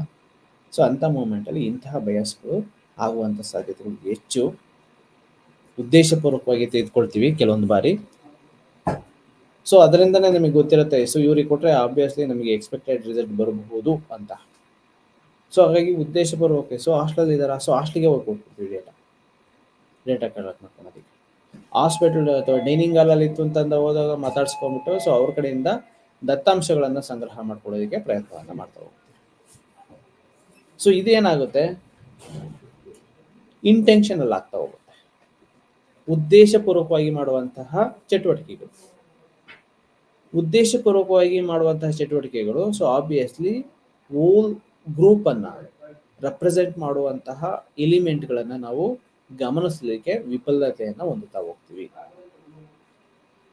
ಓಕೆ, ಸೊ ಎಕ್ಸಾಕ್ಟ್ ಡೇಟಾ ಏನಿದೆ, for example stress, academic stress ಅಂತಾನೆ ಎಕ್ಸಾಂಪಲ್ಗೆ ಇಟ್ಕೊಂಡ್ರು ಸಹ ಸೊ ಕೆಲವರಿಗೆ ಇರಬಹುದು ಅಕಾಡೆಮಿಕ್ ಸ್ಟ್ರೆಸ್, ಕೆಲವರಿಗೆ ಇಲ್ಲದೇನೂ ಇರಬಹುದು. So what is the actual base, actual factors? ನಮ್ಮ ಅಸಂಪ್ಷನ್ಸ್ ಇರುತ್ತೆ. ನಾವು while we are framing hypothesis and objectives, it might be use academic stress ಅನ್ನೋ ರೀತಿಯಾಗಿ ನಮ್ಮ ಅಸಂಪ್ಷನ್ಸ್ ಇರ್ಬೋದು. ಸೊ ಸ್ಟ್ರೆಸ್ ಇರೋ ಕಾರಣಕ್ಕೆ ತಾನೇ ಕೋಪಿಂಗ್ ಮೆಕ್ಯಾನಿಸಮ್ಸ್ ಇರೋದು. ಸೊ ಇವೆಲ್ಲ logic, theoretical aspect, logical aspect ನಾವು ನೋಡೋಕೆ ಹೋದರೆ ಒಂದಕ್ಕೊಂದು ಕಾರ್ಲೇಷನ್ಸ್ ಇರುತ್ತೆ. ಎಸ್, ಇದನ್ನು ನಾವು ತೆಗೆದುಕೊಂಡ್ರೆ, ಈ ಪಾಪ್ಯುಲೇಷನನ್ನು ತೆಗೆದುಕೊಂಡ್ರೆ ಸೊ ಆಬ್ವಿಯಸ್ಲಿ ಹೆಚ್ಚು high level of academic stress ಇರಬಹುದು. ಸೊ ಆ ಒಂದು ಕಾರಣಕ್ಕೋಸ್ಕರ ಸೊ ಅವರಲ್ಲಿ ಈ ಮಟ್ಟದ ಕೋಪಿಂಗ್ ಮೆಕ್ಯಾನಿಸಮ್ಸ್ಗಳು ಅಥವಾ ಸ್ಟ್ರಾಟಜೀಸ್ಗಳನ್ನು ಯೂಸ್ ಮಾಡ್ತಾ ಇರಬಹುದು, ಒಂದು ಅಸಂಪ್ಷನ್ಸ್. ಸೊ ಅದು ನಮ್ಮ ಎಕ್ಸ್ಪೆಕ್ಟೆಡ್ ರಿಸಲ್ಟು ಕೂಡ. ಓಕೆ, ಅಸಂಪ್ಷನ್ಸು ನಾವು ಕೆಲವೊಂದು ರಿವ್ಯೂ ಆಫ್ ಲಿಟ್ರೇಚರ್ಸ್ ಅನ್ನು ನಾವು ಓದ್ತಾ ಹೋದರೆ ಸಿಕ್ಬಿಡುತ್ತೆ. ಓಕೆ, ಸೊ ಹೈಯರ್ ಎಜುಕೇಷನ್ಸ್ಗಳಲ್ಲಿ ಅಥವಾ ಟೆಕ್ನಿಕಲ್ ಎಜುಕೇಷನ್ ಸಿಸ್ಟಮ್ಸ್ಗಳಲ್ಲಿ ಅಥವಾ ಮೆಡಿಕಲ್ ಕಾಲೇಜಸ್ಗಳಲ್ಲಿ ಓದ್ತಾ ಇರ್ತಕ್ಕಂಥ ವಿದ್ಯಾರ್ಥಿಗಳು ಹೆಚ್ಚಿನ ಅಕಾಡೆಮಿಕ್ ಸ್ಟ್ರೆಸ್ಸನ್ನು ಹೊಂದಿರ್ತಾರೆ ಅನ್ನೋ ಒಂದು ಥಿಯರಿ ಅಥವಾ ಒಂದು ಪ್ರಾಕ್ಟಿಕಲ್ ಪೇಪರ್ಸ್ ನಮಗೆ ಸಿಗುತ್ತೆ. ಅದ್ರ ಬೇಸ್ ಮೇಲೆ ನಾವು ಒಂದು ಅಸಂಪ್ಷನ್ ಅನ್ನು ಹಾಕೊಳ್ತೀವಿ. ಏನಂತ ಹಾಕೊಳ್ತೀವಿ, there will be higher academic stress among engineering and medical college students ಅಂತ. ಸೊ ಅದನ್ನು ನಾವು ಉದ್ದೇಶ ಸಾಧನೆಗಾಗಿ ನಾವು ಅಂದ್ಕೊಂಡಿರ್ತಕ್ಕಂಥ ಹೆಚ್ಚಿಗೆ ಇರಬಹುದು ಅನ್ನೋ ಒಂದು ಅಸಂಪ್ಷನ್ಸ್, ಅದ್ರ ಜೊತೆಗೆ ನಾವು ಅದನ್ನು ಪ್ರೂವ್ ಮಾಡಬೇಕಲ್ಲ. ನಾವು ಪ್ರೂವ್ ಮಾಡ್ಕೊಳ್ಳೋಂಥ ಸಂದರ್ಭದಲ್ಲಿ ಸೊ ಯಾರು ಇರಬಹುದು, ಯಾರಿಗೆ ಎಷ್ಟು ಸ್ಟ್ರೆಸ್ ಇರಬಹುದು, ಜನರಲ್ ಆಗಿ ಅಥವಾ ನಾರ್ಮಲ್ ಆಗಿ ನೀವು ಅಪ್ರೋಚ್ ಮಾಡಿ ಏನು ರಿಸಲ್ಟ್ ಬರುತ್ತೆ ಸ್ಟೂಡೆಂಟ್ ಕಡೆಯಿಂದ. ಸೊ ಈ ರೀತಿಯಾಗಿ ನಾವು ಕಂಪೇರ್ ಮಾಡ್ತಾ ಇದ್ವಿ ಇಂಜಿನಿಯರಿಂಗು ಮತ್ತು ಮೆಡಿಕಲ್ ಕಾಲೇಜ್ ಸ್ಟೂಡೆಂಟ್ಸ್ಗೂ ಯಾರಲ್ಲಿ ಜಾಸ್ತಿ ಇರುತ್ತೆ ಸ್ಟ್ರೆಸ್ ಅಂತಕ್ಕಂಥದ್ದನ್ನು ನಾವು ಅಸೆಸ್ ಮಾಡ್ತಾ ಇದ್ವಿ ಅಂತಂದರೆ so obviously medical college students ನಮ್ಮಲ್ಲೇ ಜಾಸ್ತಿ ಇರುತ್ತೆ ಅಂತ. ಇಂಜಿನಿಯರಿಂಗ್ ಕಾಲೇಜ್ ಸ್ಟೂಡೆಂಟ್ಸನ್ನು ಕೇಳಿದ್ರೆ ಆಬ್ವಿಯಸ್ಲಿ ಮೆಡಿಕಲ್ ಕಾಲೇಜ್ ಅಂತ ಹೇಳ್ತಾರೆ. ಏನಕ್ಕೆ ಅಂತಂದರೆ so in terms of their assumption, in terms of ಇರಬಹುದು ಅವರಲ್ಲಿ ಟೆಕ್ನಿಕಲ್ ಆಸ್ಪೆಕ್ಟ್ಗಳು ಜಾಸ್ತಿ ಇರಬಹುದು, ಮೆಡಿಕಲ್ ಟರ್ಮಿನಾಲಜೀಸ್ಗಳು ಜಾಸ್ತಿ ಇರಬಹುದು, ನ್ಯೂ ಸಬ್ಜೆಕ್ಟ್ಗಳು ಇರಬಹುದು. ಸೊ ಇಂಜಿನಿಯರಿಂಗ್ ಅಂತ ಅಂದರೆ ಅಟ್ಲೀಸ್ಟ್ ನಾವು ನೋಡೋದು, ಬೇರೆಯವ್ರು ಮಾಡ್ತಾ ಇರೋದನ್ನು ಗಮನಿಸ್ಕೊಂಡು ನಾವು ಮ್ಯಾನೇಜ್ ಮಾಡಬಹುದು, ಅದು ಎಕ್ಸ್ಪೆಕ್ಟ್ ಮಾಡ್ಬೋದು ರಿಸಲ್ಟ್ಗಳನ್ನು. ಬಟ್ ಮೆಡಿಕಲ್ ಟರ್ಮಿನಾಲಜೀಸ್ಗಳು ಆ ಥರ ಅಲ್ಲ, ಕಂಪ್ಲೀಟ್ಲಾಗಿ ನಮಗೆ ಅದು ಯೂನಿಕ್, ಗೊತ್ತಿಲ್ಲದೆ ಇರ್ತಕ್ಕಂಥ ವಿಷಯಗಳು, ಅದು ಗೊತ್ತಿಲ್ಲದೆ ಇರ್ತಕ್ಕಂತಹ ಓಲ್ ಕಂಟೆಂಟೇ ಅದು. ಸೊ ಆಬ್ವಿಯಸ್ಲಿ ಅಂತಹ ಒಂದು ಹಿನ್ನೆಲೆಯಲ್ಲಿ ಅವರು ಮೆಡಿಕಲ್ ಕಾಲೇಜ್ ಸ್ಟೂಡೆಂಟ್ಸ್ನವರು ಹೆಚ್ಚು ಅಕಾಡೆಮಿಕ್ ಸ್ಟ್ರೆಸ್ಸನ್ನು ಹೊಂದಿರ್ತಾರೆ. ಅದನ್ನು ನಾವು ಪ್ರೂವ್ ಮಾಡಬೇಕು ಅಂತಂದರೆ, ಸೊ ಈ ರೀತಿಯಾದಂಥ ಉದ್ದೇಶಪೂರ್ವಕ ನಮ್ಮ ಸಾಧನೆ ಏನೋ ನಾವು ಅಂದ್ಕೊಂಡಿರ್ತಕ್ಕಂಥ ಅಸಂಪ್ಷನ್ನ ನಾವು ಪ್ರೂವ್ ಮಾಡಬೇಕು ಅಂತಂದರೆ ಯಾರು ಇರಬಹುದು? Okay, away from the home, P ಜಿನಲ್ಲಿ ಇರ್ತಕ್ಕಂಥವ್ರು, ಅಥವಾ ಯಾರಾದರೂ ಕೆಲವೊಂದು ಹೆಚ್ಚು ಇರ್ರೆಗ್ಯುಲರ್ ಆಗಿರ್ತಕ್ಕಂಥವ್ರು ತರಗತಿಗಳಿಗೆ, ಅಥವಾ ಅವ್ರಿಗೆ ಟೆಕ್ನಿಕಲ್ ಆಸ್ಪೆಕ್ಟ್ಗಳನ್ನು ಗ್ರಾಸ್ ಮಾಡ್ಕೊಳ್ಳೋದಕ್ಕೆ ಕಷ್ಟಪಡ್ತಾ ಇರಬಹುದು. ಸೊ ಇಂಥವ್ರನ್ನೇ ಆಯ್ಕೆ ಮಾಡ್ಕೊಳ್ಳೋದಕ್ಕೆ ಟ್ರೈ ಮಾಡ್ತಾ ಹೋಗ್ತೀವಿ ಪರ್ಪಸ್ಫುಲಿ. ಸೊ ಇದೆಲ್ಲದೂ ಸಹ ಪರ್ಪಸಿವ್ ಸ್ಯಾಂಪಲ್ ಆ್ಯಂಡ್ ಅಲ್ಲಿ ಬರುವಂಥದ್ದು. ಸೊ ಒಂದು ಉದ್ದೇಶಿತ ದತ್ತಾಂಶವನ್ನು ಪಡೆಯಲು ನಾವು ಒಂದು ನಮ್ಮದೇ ಆದಂತಹ ಒಂದು ಅಸಂಪ್ಷನ್ಗಳನ್ನು ಇಟ್ಕೊಂಡು ಆ ಅಸಂಪ್ಷನ್ನ ಆಧಾರದ ಮೇಲೆ ನಾವು ದತ್ತಾಂಶವನ್ನು ಪಡೀಲಿಕ್ಕೆ, ಅದ್ರ ಬೇಸ್ ಮೇಲೆ ಒಂದು ಹೈಪೋಥಿಸಿಸ್ನ ಟೆಸ್ಟ್ ಮಾಡಲಿಕ್ಕೆ ಪ್ರಯತ್ನ ಪಡ್ತಾ ಹೋಗ್ತೀವಿ. Okay, next snowball method. So ಇದು ನಾನ್ ಪ್ರಾಬಬಿಲಿಟಿನಲ್ಲೇ ಬರುವಂಥದ್ದು. ಸೊ ಕೆಲವೊಂದು ಬಾರಿ ಸಂಶೋಧನೆ ಮಾಡುವಂಥ ಪ್ರಕ್ರಿಯೆಯಲ್ಲಿ ಆ ಒಂದು ವಿಧಾನವನ್ನು ಅಳವಡಿಸಿಕೊಂಡಿರ್ತಕ್ಕಂಥ ವಿಧಾನದಲ್ಲಿ ನಮಗೆ ಬೇಸಿಕ್ ಆಗಿ ಇಲ್ಲಿರ್ತಕ್ಕಂಥ ಕಂಡು ಬರ್ತಕ್ಕಂಥ ಒಂದು ಏನೋ ಪ್ರಯೋಗಾತ್ಮಕವಾದಂತಹ ಸವಾಲುಗಳು ಏನಪ್ಪ ಅಂತಂದರೆ, ನಮ್ಮ ಅಸಂಪ್ಷನ್ಗಳು ಒಂದು ರೀತಿಯಾಗಿರುತ್ತೆ. ಏನಕ್ಕೆ ಅಂತಂದರೆ ಅವು ಹೆಚ್ಚಿನದಾಗಿ ಇಂಟ್ರೆಸ್ಟ್ ಆಗಿರುತ್ತೆ. ಫಾರ್ ಎಕ್ಸಾಂಪಲ್ ಸ್ಟ್ರೆಸ್ ಅಂತ ನಾವು ತಿಳ್ಕೊಳ್ತೀವಿ. ಸೊ ನಮ್ಮ ಎಲ್ಲ ರಿಸರ್ಚ್ ಆಕ್ಟಿವಿಟೀಸ್ ಮ್ಯಾಕ್ಸಿಮಮ್ ನಾವು 1 by 1 ರಿವ್ಯೂ ಮಾಡ್ತಾ ಹೋದರೆ ಯುನಿಕ್ ಆಗೇ ಇರುತ್ತೆ. ಟೈಟಲ್ ನೋಡಿದಾಗ ಯುನಿಕ್ ಆಗೇ ಇರುತ್ತೆ. ನಾವು ಮಾತಾಡಬೇಕಾಗಿರುವಂಥ ಸಂದರ್ಭದಲ್ಲೂ ಸಹ ಯುನಿಕ್ ಆಗೇ ಮಾತಾಡ್ತೀವಿ. ಯಾವ್ದಾದ್ರು ಒಂದು ಸ್ಪೆಸಿಫಿಕ್ ಸಬ್ಜೆಕ್ಟ್ ಟಾಪಿಕನ್ನು ಕೊಟ್ಟು ಮಾತಾಡಿ ಅಂತಾರೆ, ಅದರಲ್ಲಿ ಏನೋ ಒಂದು ಸ್ಪೆಸಿಫಿಕ್ ಆಗೇ ನಾವು ಹೋಗ್ತಾ ಹೋಗ್ತೀವಿ. ನಾವು ಓವರಾಲ್ ಸ್ಯಾಂಪಲ್ ಅನ್ನು ತೆಗೆದುಕೊಂಡಾಗ, ಅದು ಒಂದು ಸ್ಟಡಿ ಪಾಪ್ಯುಲೇಷನ್ ಅಂತ ತೆಗೆದುಕೊಂಡಾಗ ಯಾರ ಮೇಲೆ ನಾವು ಕಾನ್ಸಂಟ್ರೇಟ್ ಮಾಡ್ತೀವಿ? ಸ್ಪೆಸಿಫಿಕ್ ಆಗಿರ್ತಕ್ಕಂತಹ ವ್ಯಕ್ತಿಗಳ ಮೇಲೆ ನಾವು ಕಾನ್ಸಂಟ್ರೇಟ್ ಅನ್ನು ಮಾಡ್ತಾ ಹೋಗ್ತೀವಿ. ನಾರ್ಮಲ್ ಪಾಪ್ಯುಲೇಷನ್ಸ್ ಮೇಲೆ ಕಂಡಕ್ಟ್ ಮಾಡುವಂಥವ್ರು ಯಾರೂ ಇಲ್ಲ. ಓಕೆ, ಸೊ ಇವರು ಇನ್ ಟರ್ಮ್ಸ್ ಆಫ್ ಏನೋ psychological aspect, physiological aspect, emotional aspect normal ಆಗಿದೆ ಅಂತ ಅಂದಾಗ ಅವ್ರ ಮೇಲೆ ನಾವು ಅಧ್ಯಯನ ಮಾಡುವಂತಹ ಪ್ರಮಾಣ ತುಂಬ ಕಡಿಮೆ. ಅವ್ರು ಏನಾದ್ರು ಸ್ವಲ್ಪ ವಿಭಿನ್ನವಾಗಿದ್ದಾಗ ಮಾತ್ರ ನಾವು ಅವರಲ್ಲಿ ಏನಾದ್ರು ವ್ಯತ್ಯಾಸಗಳು ಇರಬಹುದಾ, ಸಿಗ್ನಿಫಿಕೆಂಟ್ ಡಿಫ್ರೆನ್ಸಸ್ಗಳು ಇರಬಹುದಾ, ಸಿಗ್ನಿಫಿಕೆಂಟ್ ಕಾರ್ಲೇಷನ್ಸ್ಗಳು ಇರಬಹುದಾ ವೇರಿಯೇಬಲ್ಸ್ಗಳ ನಡುವೆ ಅನ್ನೋದನ್ನು ನಾವು ಅಸೆಸ್ ಮಾಡ್ತಾ ಹೋಗ್ತೀವಿ. ಸೊ ಏಕೆ ಈಗ ನಾರ್ಮಲ್ ಡಿಗ್ರಿ ಅಂತ ತೆಗೆದುಕೊಂಡಾಗ ಡಿಗ್ರಿ ವಿದ್ಯಾರ್ಥಿಗಳ ಮೇಲೆ ಆಗಿರ್ತಕ್ಕಂಥ ರಿಸರ್ಚ್ಗಳು ತುಂಬ ಕಡಿಮೆ.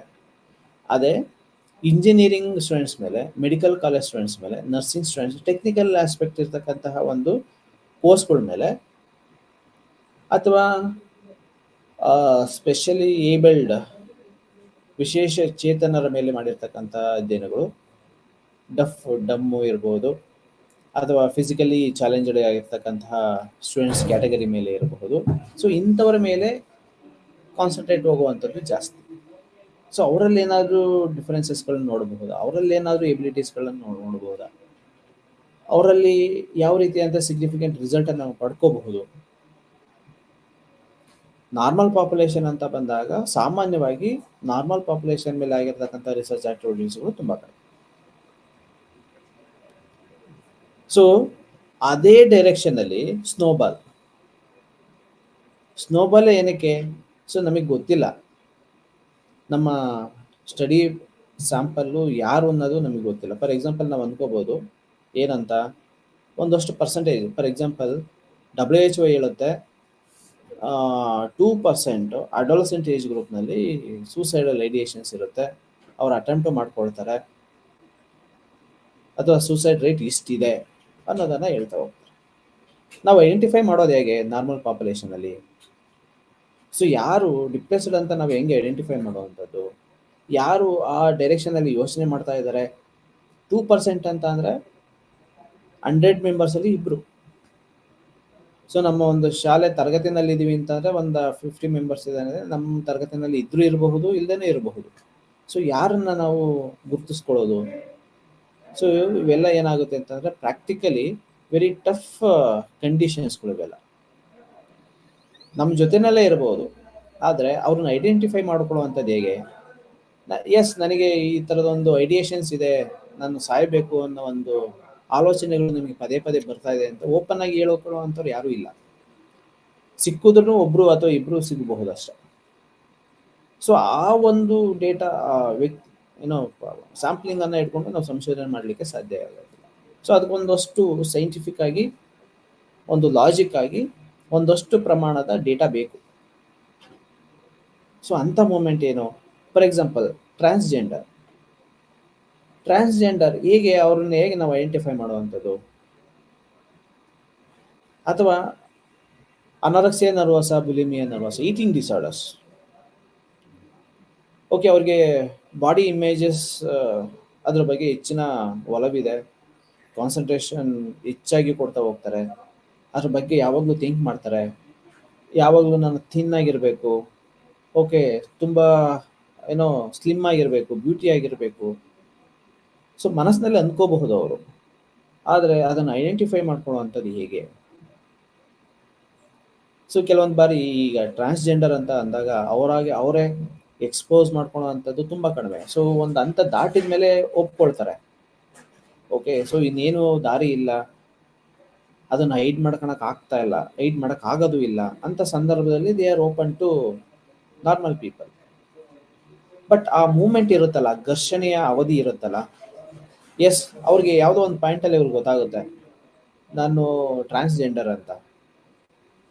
ಆಲ್ ಆಫ್ ಎ ಸಡನ್ ಒಬ್ರು ಅಥವಾ ಇಬ್ರಿಗೆ ಮಾತ್ರ ಅವ್ರು ಎಕ್ಸ್ಪ್ರೆಸ್ ಮಾಡ್ಬೋದು ಅಷ್ಟೆ. ಸೊ ಅವ್ರಿಗೆ ಯಾರು ಅವ್ರಿಗೆ ಕ್ಲೋಸ್ ಆಗಿರ್ತಾರೆ, ಅಥವಾ ಅವ್ರ ಫ್ಯಾಮಿಲಿ ಮೆಂಬರ್ಗೆ, ಅಥವಾ ಸೊ ಇನ್ಯಾವುದೋ ಅಂಥದ್ದೇ ಕಮ್ಯುನಿಟಿ ಇರ್ತಕ್ಕಂತಹ 1 ಅಥವಾ 2 ಪರ್ಸನ್ಸ್ನ ಜೊತೆಗೆ ಅವರು ಕಮ್ಯುನಿಕೇಟ್ ಮಾಡ್ಬೋದು ಅಥವಾ ಎಕ್ಸ್ಪ್ರೆಸ್ ಮಾಡ್ಕೋಬಹುದು. ಬಟ್ ಬಿಗಿನಿಂಗ್ ಸ್ಟೇಜ್, ಇನಿಷಿಯಲ್ ಸ್ಟೇಜಲ್ಲಿ ಅವ್ರನ್ನ ಗುರುತಿಸ್ಕೊಳ್ಳುವಂಥದ್ದು ಹೇಗೆ? ಆ ಟ್ರಾನ್ಸಿಷನ್ ಪೀರಿಯಡ್ ಅಥವಾ ಅದನ್ನ ಒಂದು ಏನಂತ ಕರಿಬೋದು, ಬರ್ನಿಂಗ್ ಪೀರಿಯಡ್ ಅಂತ ಇರುತ್ತಲ್ಲ, ಅದನ್ನ ಅಕ್ಸೆಪ್ಟ್ ಮಾಡ್ಕೊಳಕ್ ಆಗ್ತಾ ಇಲ್ಲ. ಆ ಸಂದರ್ಭದಲ್ಲಿ ಅವರ ಮೆಂಟಲ್ ಸ್ಟೇಟಸ್ ಅನ್ನ ನಾವು ಅಧ್ಯಯನ ಮಾಡಬೇಕು ಅಂತಕ್ಕಂಥದ್ದು ನಮ್ಮ ಆಬ್ಜೆಕ್ಟಿವ್. ಆದರೆ ಒಂದು ಬಿಗ್ ಕ್ವಶನ್, ಅವ್ರು ಸಿಗುವಂಥದ್ದೇ ಒಂದು ಬಿಗ್ ಕ್ವಶನ್. ಸಿಕ್ಕಿದ್ರೆ ವೆರಿ ವೆರಿ ಫ್ಯೂ ಮೆಂಬರ್ಸ್ಗಳು ನಮಗೆ ಸಿಗ್ಬೋದು ಅಷ್ಟೇ. ಆದರೆ ಕೆಲವೊಂದು ಸಂದರ್ಭಗಳಲ್ಲಿ ಈ ಸ್ನೋಬಾಲ್ ಟೆಕ್ನಿಕ್ಕು ಅವ್ರಿಗೆ ತುಂಬ ಹೆಲ್ಪ್ಫುಲ್ ಆಗ್ತಾ ಹೋಗುತ್ತೆ. ಓಕೆ, ಸೊ ಅಂಥ ಮೂಮೆಂಟ್ಗೆ ಈ ಸ್ನೋಬಾಲ್ ಟೆಕ್ನಿಕ್ ಅಂತಕ್ಕಂಥದ್ದು ಒರಿಜಿನೇಟ್ ಆಗಿರೋ. ಒಬ್ಬ ವ್ಯಕ್ತಿ ಗೊತ್ತಾಯಿತು ಅಂತಂದ್ರೆ, ಫಾರ್ ಎಕ್ಸಾಂಪಲ್ ಸ್ಪೆಷಲ್ ಕೇಸಸ್ ಅಂತ ಇಟ್ಕೊಂಡಾಗ, ಯಾರು ಈಗ ಪೈಲಟ್ ಪ್ರಾಕ್ಟೀಸ್ ಮಾಡ್ಕೊಂಡಿದ್ದಾರೆ, ಓಕೆ ನಾವಿನಲ್ಲಿ ಅವರು ಎಲಿಜಬಲ್. ಸೊ ಹೇಗೆ ನಾವು ಇದನ್ನು ಮಾಡುವಂಥದ್ದು, ಗುರುತಿಸ್ಕೊಳ್ಳುವಂಥದ್ದು ಹೇಗೆ? ಏಕೆಂತಂದರೆ ಅವ್ರ ಪಾಪ್ಯುಲೇಷನ್ ಸಿಗೋದೇ ನಮಗೆ ತುಂಬ ತುಂಬ ತುಂಬ ಕಡಿಮೆ. ಸೊ ಅವರಲ್ಲಿ ಇಂತಿಷ್ಟು ಅವರ್ಸ್ ಅಥವಾ ಇಷ್ಟು ಅವರ್ಸನ್ನು ಕಂಪ್ಲೀಟ್ ಮಾಡೋದು ಮಾತ್ರ ಅವ್ರಿಗೆ ಎಲಿಜಿಬಿಲಿಟಿ ಅಥವಾ ಲೈಸೆನ್ಸ್ ಸಿಗುತ್ತೆ.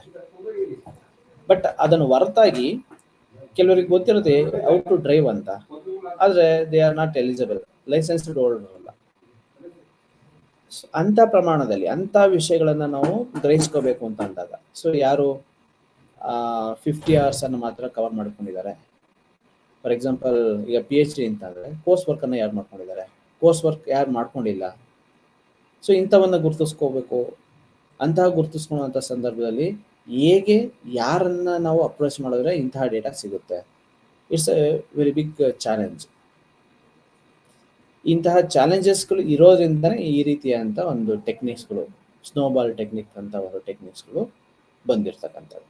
ಸೊ ಇದು ಒಮ್ಮೆ ಸಿಕ್ಬಿಟ್ರೆ ಅಥವಾ ಒಬ್ರು ಸಿಕ್ಬಿಟ್ರೆ ಇದೊಂಥರ ಚೈನ್ ಲಿಂಕ್ ಥರ. ಓಕೆ. ಸೊ ಒಬ್ರು ಇನ್ನೊಬ್ರಿಗೆ ಕನೆಕ್ಟ್ ಇದ್ರೆ ಸೊ ಅವ್ರಿಗೆ ಮತ್ತೊಬ್ರು ಕನೆಕ್ಟ್. ಸೊ ಈ ರೀತಿಯಾಗಿ ಇಂತಹ ಚೈನ್ ಲಿಂಕ್ ಪ್ರಕಾರ ನಮಗೆ ಬೇಕಾಗಿರ್ತಕ್ಕಂತಹ ಸಂಖ್ಯೆಯ ಸ್ಯಾಂಪಲ್ ಇಂದ ದತ್ತಾಂಶಗಳನ್ನು ಸಂಗ್ರಹ ಮಾಡ್ಕೊಳ್ತಾ ಹೋಗ್ಬೋದು. ಓಕೆ. ಸೊ ಇದು ಯಾವ ರೀತಿಯಾಗಿ ಪ್ರಾರಂಭ ಆಗುತ್ತೆ ಅಂತ ಅಂದ್ರೆ, ಅದು ಯಾವ ರೀತಿಯಾಗಿ ಎಂಡ್ ಆಗುತ್ತೆ ಅಂತ ಅಂದ್ರೆ, ಸೊ ಏನೋ ಒಂದು ಸ್ಪೆಸಿಫಿಕ್ ನಮಗೆ ಒಂದು ರಿಸರ್ಚ್ ಪ್ರಪೋಸಲ್ ಮಾಡಿ ಆಲ್ ಆಫ್ ಎ ಸಡನ್ ಅಂತ ಯಾರಾದರೂ ಒಬ್ರು ಗೈಡು ಒಂದು ಇನ್ಸ್ಟಿಟ್ಯೂಷನ್ ಹೇಳಿದ್ರೆ ಸೊ ನಾವು ಡಿಫ್ರೆಂಟ್ ಆಗಿ ಥಿಂಕ್ ಮಾಡ್ತೀವಿ. ಏನಕ್ಕೆ ಅಂತಂದ್ರೆ ನಾರ್ಮಲ್ ಪಾಪ್ಯುಲೇಷನ್ಗೆ ನಮಗೆ ಯೋಚನೆ ಮಾಡುವಂತಹ ಪ್ರಮೇಯನೇ ಇರೋದಿಲ್ಲ. ಆ ಒಂದು ದಿಕ್ಕಿನಲ್ಲೂ ಆ ಒಂದು ನಿಟ್ಟಿನಲ್ಲೂ ಸಹ ನಾವು ಯೋಚನೆ ಮಾಡೋದಿಲ್ಲ. ಸ್ಪೆಸಿಫಿಕ್ ಆಗಿ ಯೋಚನೆ ಮಾಡ್ತೀವಿ, ಡಿಫ್ರೆಂಟ್ ಆಗಿ ಯೋಚನೆ ಮಾಡ್ತೀವಿ, ಅಥವಾ ಇಂಥದ್ದೇ ಪಾಪ್ಯುಲೇಷನ್ ಅನ್ನ ನಾವು ತೆಗೆದುಕೋಬೇಕು ಅನ್ನೋದೇ ಯೋಚನೆ ಮಾಡ್ತೀವಿ. ಆದರೆ ಪ್ರಾಕ್ಟಿಕಲಿ ಅವ್ರು ಎಷ್ಟು ಜನ ನಮಗೆ ಸಿಗ್ತಾರೆ ಅನ್ನೋದನ್ನ ನಾವು ಮರಿತಾ ಹೋಗ್ತೀವಿ. ಓಕೆ.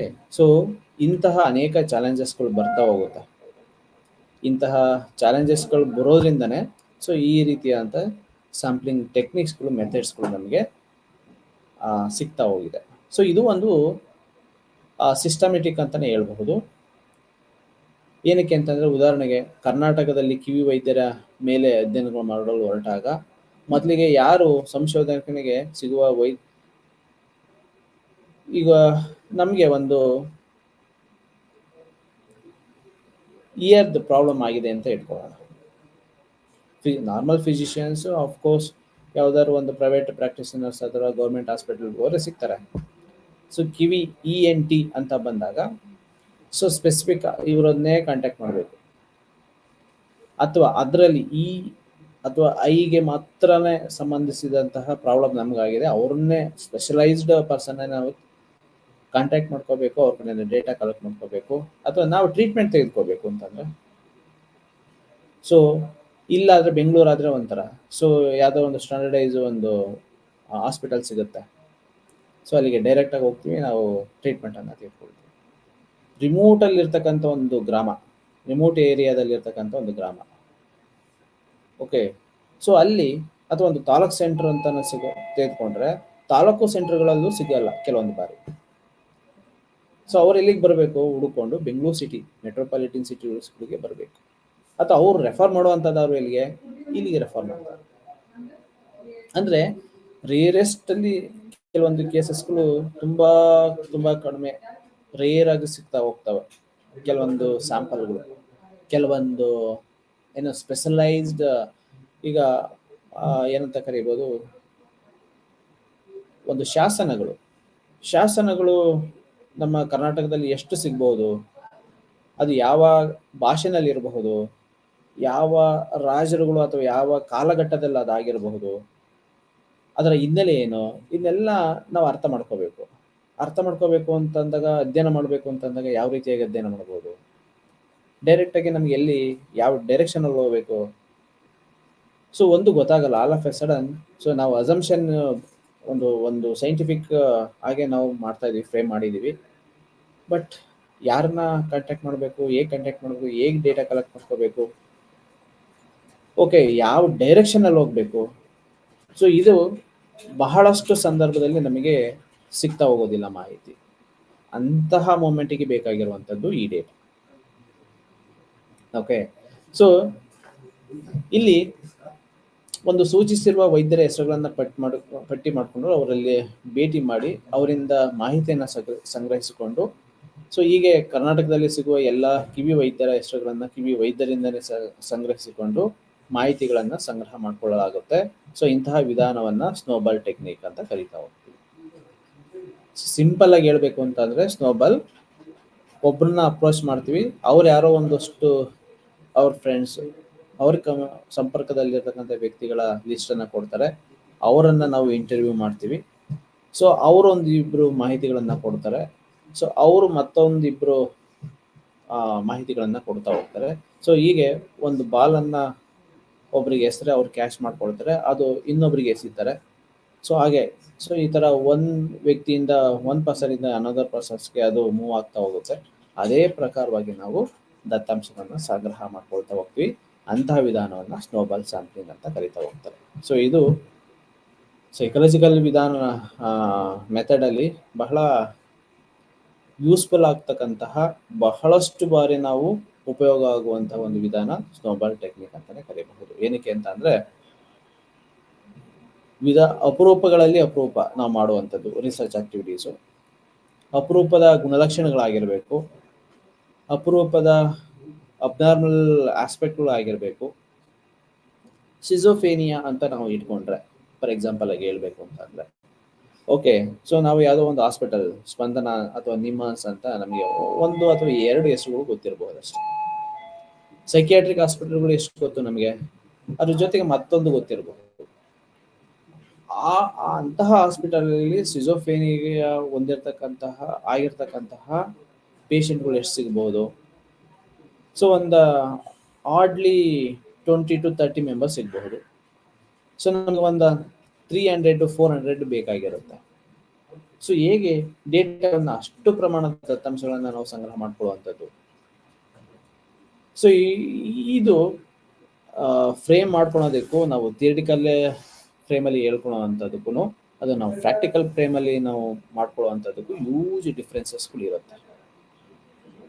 ಆ ಹ್ಯೂಜ್ ಡಿಫ್ರೆನ್ಸಸ್ಗಳನ್ನ ಮ್ಯಾಚ್ ಮಾಡಲಿಕ್ಕೆ, ಅದನ್ನು ಆ ಪ್ರಾಬ್ಲಮ್ಸ್ಗಳಿಂದ ನಾವು ಓವರ್ಕಮ್ ಮಾಡ್ಕೊಳ್ಳೋದಕ್ಕೆ ಈ ರೀತಿಯಾದಂಥ ಸಾಫ್ಟ್ವೇರ್ ಟೆಕ್ನಿಕ್ಸ್ಗಳು ನಮಗೆ ಯೂಸ್ಫುಲ್ ಆಗ್ತಾ ಹೋಗುತ್ತೆ. ಓಕೆ, ಸೊ ಇಲ್ಲಿಗೆ ಸಮಯ ಮುಗ್ದಿದೆ ಮತ್ತು ಕಂಟೆಂಟ್ ಮುಗ್ದಿದೆ. ಎಲ್ರಿಗೂ ನಮಸ್ಕಾರ.